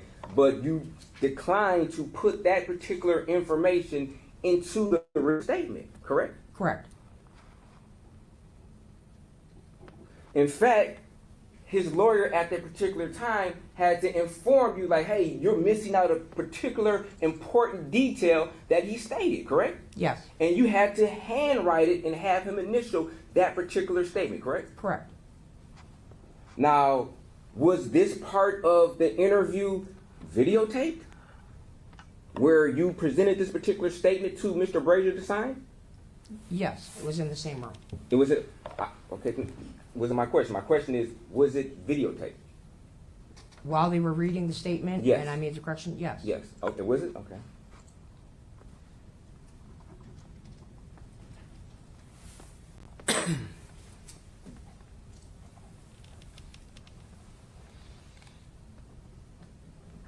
Now, is there a particular reason why you felt to leave that particular important detail out, this particular written statement? I didn't purposely leave it out. My statement is a summary of the... Was it an accident? Did you accidentally leave it out? No. So if it wasn't purposeful or accidentally, what would you classify the fact that this particular important information was left out the statement? Was it an accident? When was it? Yeah, so my statement is from when I had the interview and the discussions that we had and what he had explained to me that he did. I type out the questions and then what his responses were. I also present that to him to review. So if there is any changes or anything that I missed that he wants to add, and he's also asked that at the very end of the statement, if he has anything further that he wants to add to this statement, which he declined. And that's why he has the opportunity in front of his lawyer as well to review anything that's been typed out. Okay. So you said it wasn't purposeful, but it wasn't an accident, but you do agree it's left out, correct? Correct. And were you in total control of this particular statement, or did you give this to somebody else to edit it, or that they could have took it out, or just No. to be clear? Okay.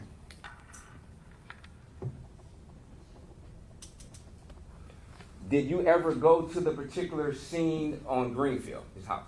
Yes. Okay. Did you ever request, you personally, or if it was requested, for any fingerprints or DNA to be checked upstairs or downstairs in the basement? Oh, Miss Foster, I'm sorry.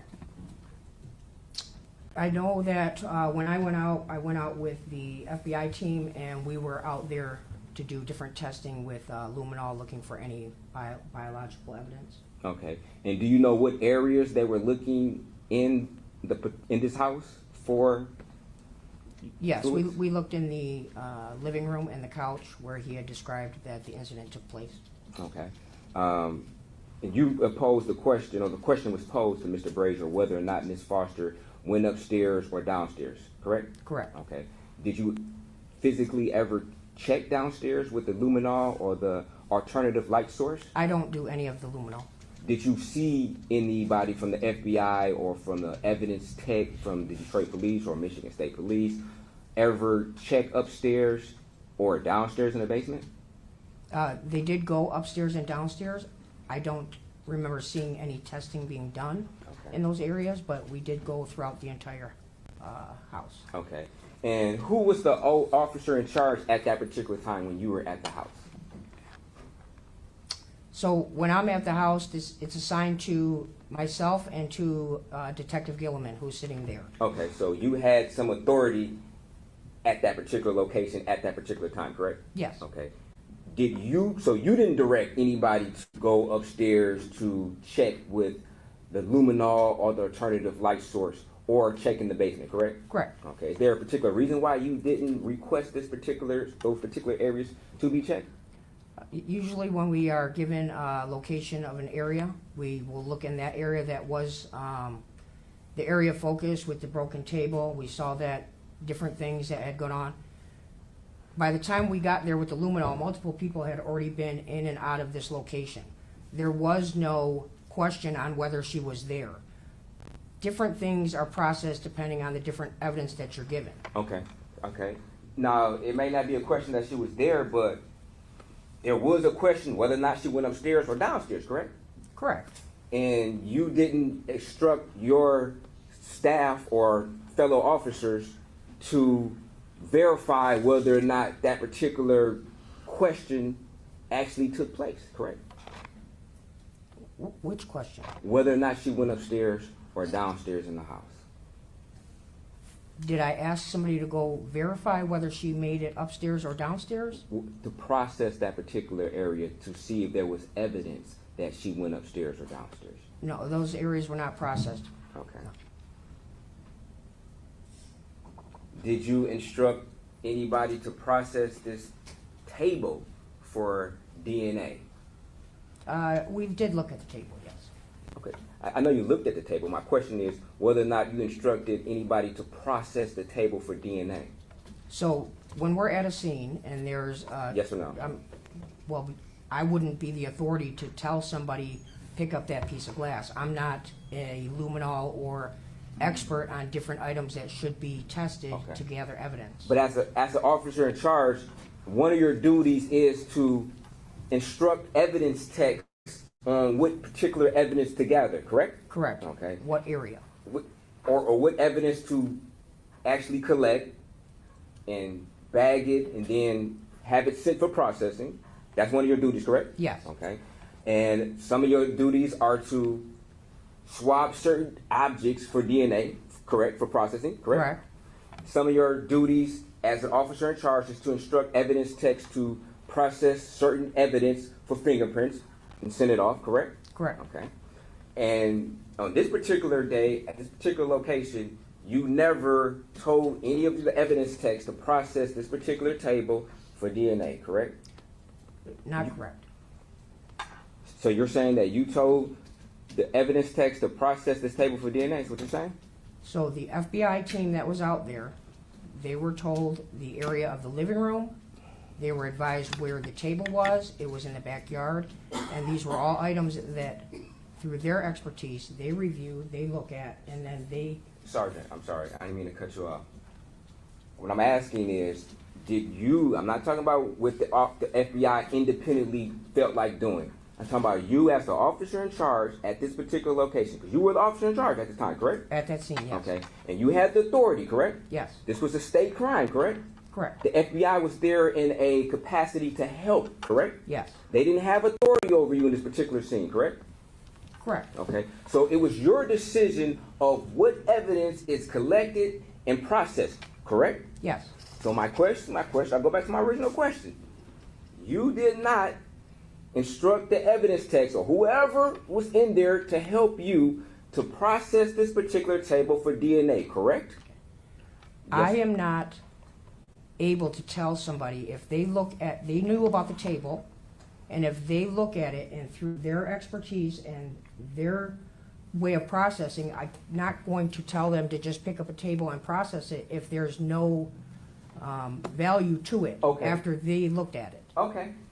You're the officer in charge, correct? Yes. And you work for the homicide task force, correct? Yes. You're a homicide detective, correct?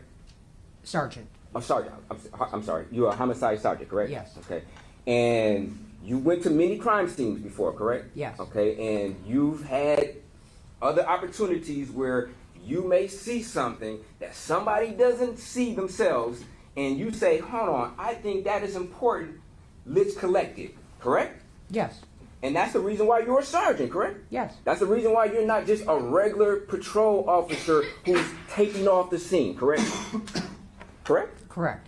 Because The Detroit Police Department relies on your expertise, your knowledge, your experience to be able to go to a particular scene and think outside the box, think other than other people to determine what could be of evidentiary value, correct? Correct.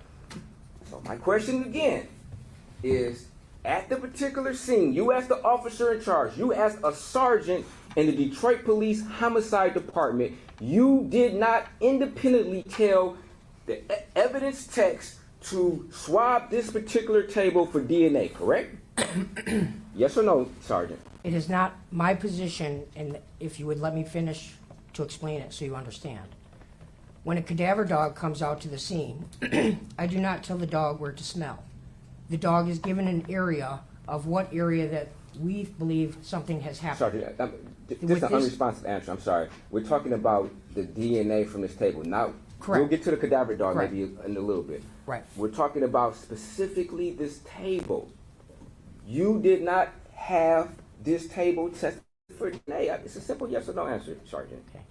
The table was presented to the team who is the expert at the DNA, and if they checked it and did not recover anything or see anything that was brought to their, from the luminol, then they would not have collected anything. Okay, but you would agree, I mean, you may not be an expert on luminol, but luminol can check for bodily fluids or blood, correct? That's your understanding that luminol checks for? It picks up on several things, yes. Okay, but a DNA swab needs to be sent off to the Michigan State Police to be analyzed, correct?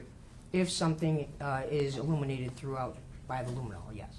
So you're saying is at first the luminol would detect the DNA, Yes. and then you swab it, correct? Yes. Okay. But to be totally exhaustive, wouldn't it be prudent to, if you brought this table back inside the house and you suspected this table could have played a particular part in this particular incident, wouldn't it be prudent to make sure you dot all your I's and cross your T's to swab this particular table for any DNA? Judge, I'm going to object on two bases. One, I believe this question has been asked and answered multiple times. Number two, this entire issue of the scene processing is entirely outside of the scope of her direct examination, which was limited to the interrogation on January 19th. We already went over the scene yesterday. And as far as the cross, I mean, I have full scope on the cross. I don't have to just pinpoint my cross-examination on what was asked on direct examination. That's not what Michigan Rule of Evidence 611 says. All right, I'll allow a couple more questions, but I think we've covered this territory pretty thoroughly. Okay, thank you. Now, it'd be fair that you felt that Mr. Brazier's statement was credible on where this body was at, correct? That'd be fair, correct? Yes. Okay. You didn't feel that he had lied about where this particular body was at, correct? Correct. Okay.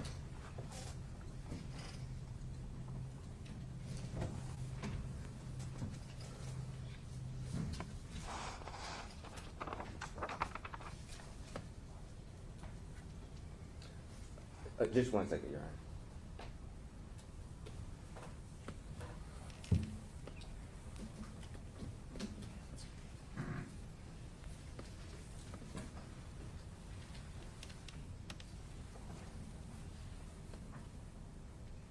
Now, you didn't notice any scratches or on Mr. Brazier, did you?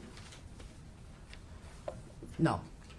Did you have him take his clothes off and photograph his body to see whether or not he had any scratches on his body?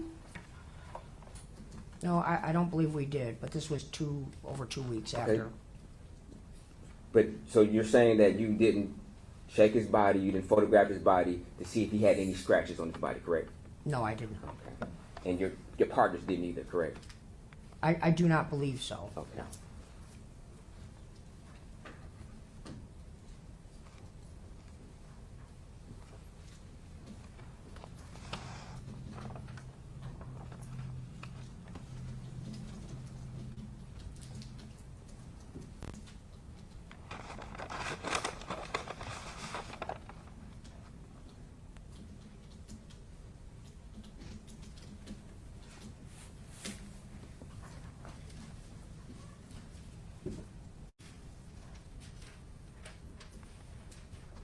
Thank you. No further questions.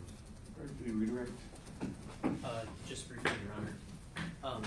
Sergeant Jones, just to be clear, the process of that written statement, that's something that you compiled based on the recording that we all watched in court that's been admitted as Exhibit 39, correct? Yes, sir. And you gave, did you give the defendant an opportunity to review that? Yes. And was that in the presence of his attorney? Yes. And he ultimately signed that statement? Yes. Were you trying to conceal or hide anything when you drafted that statement? No.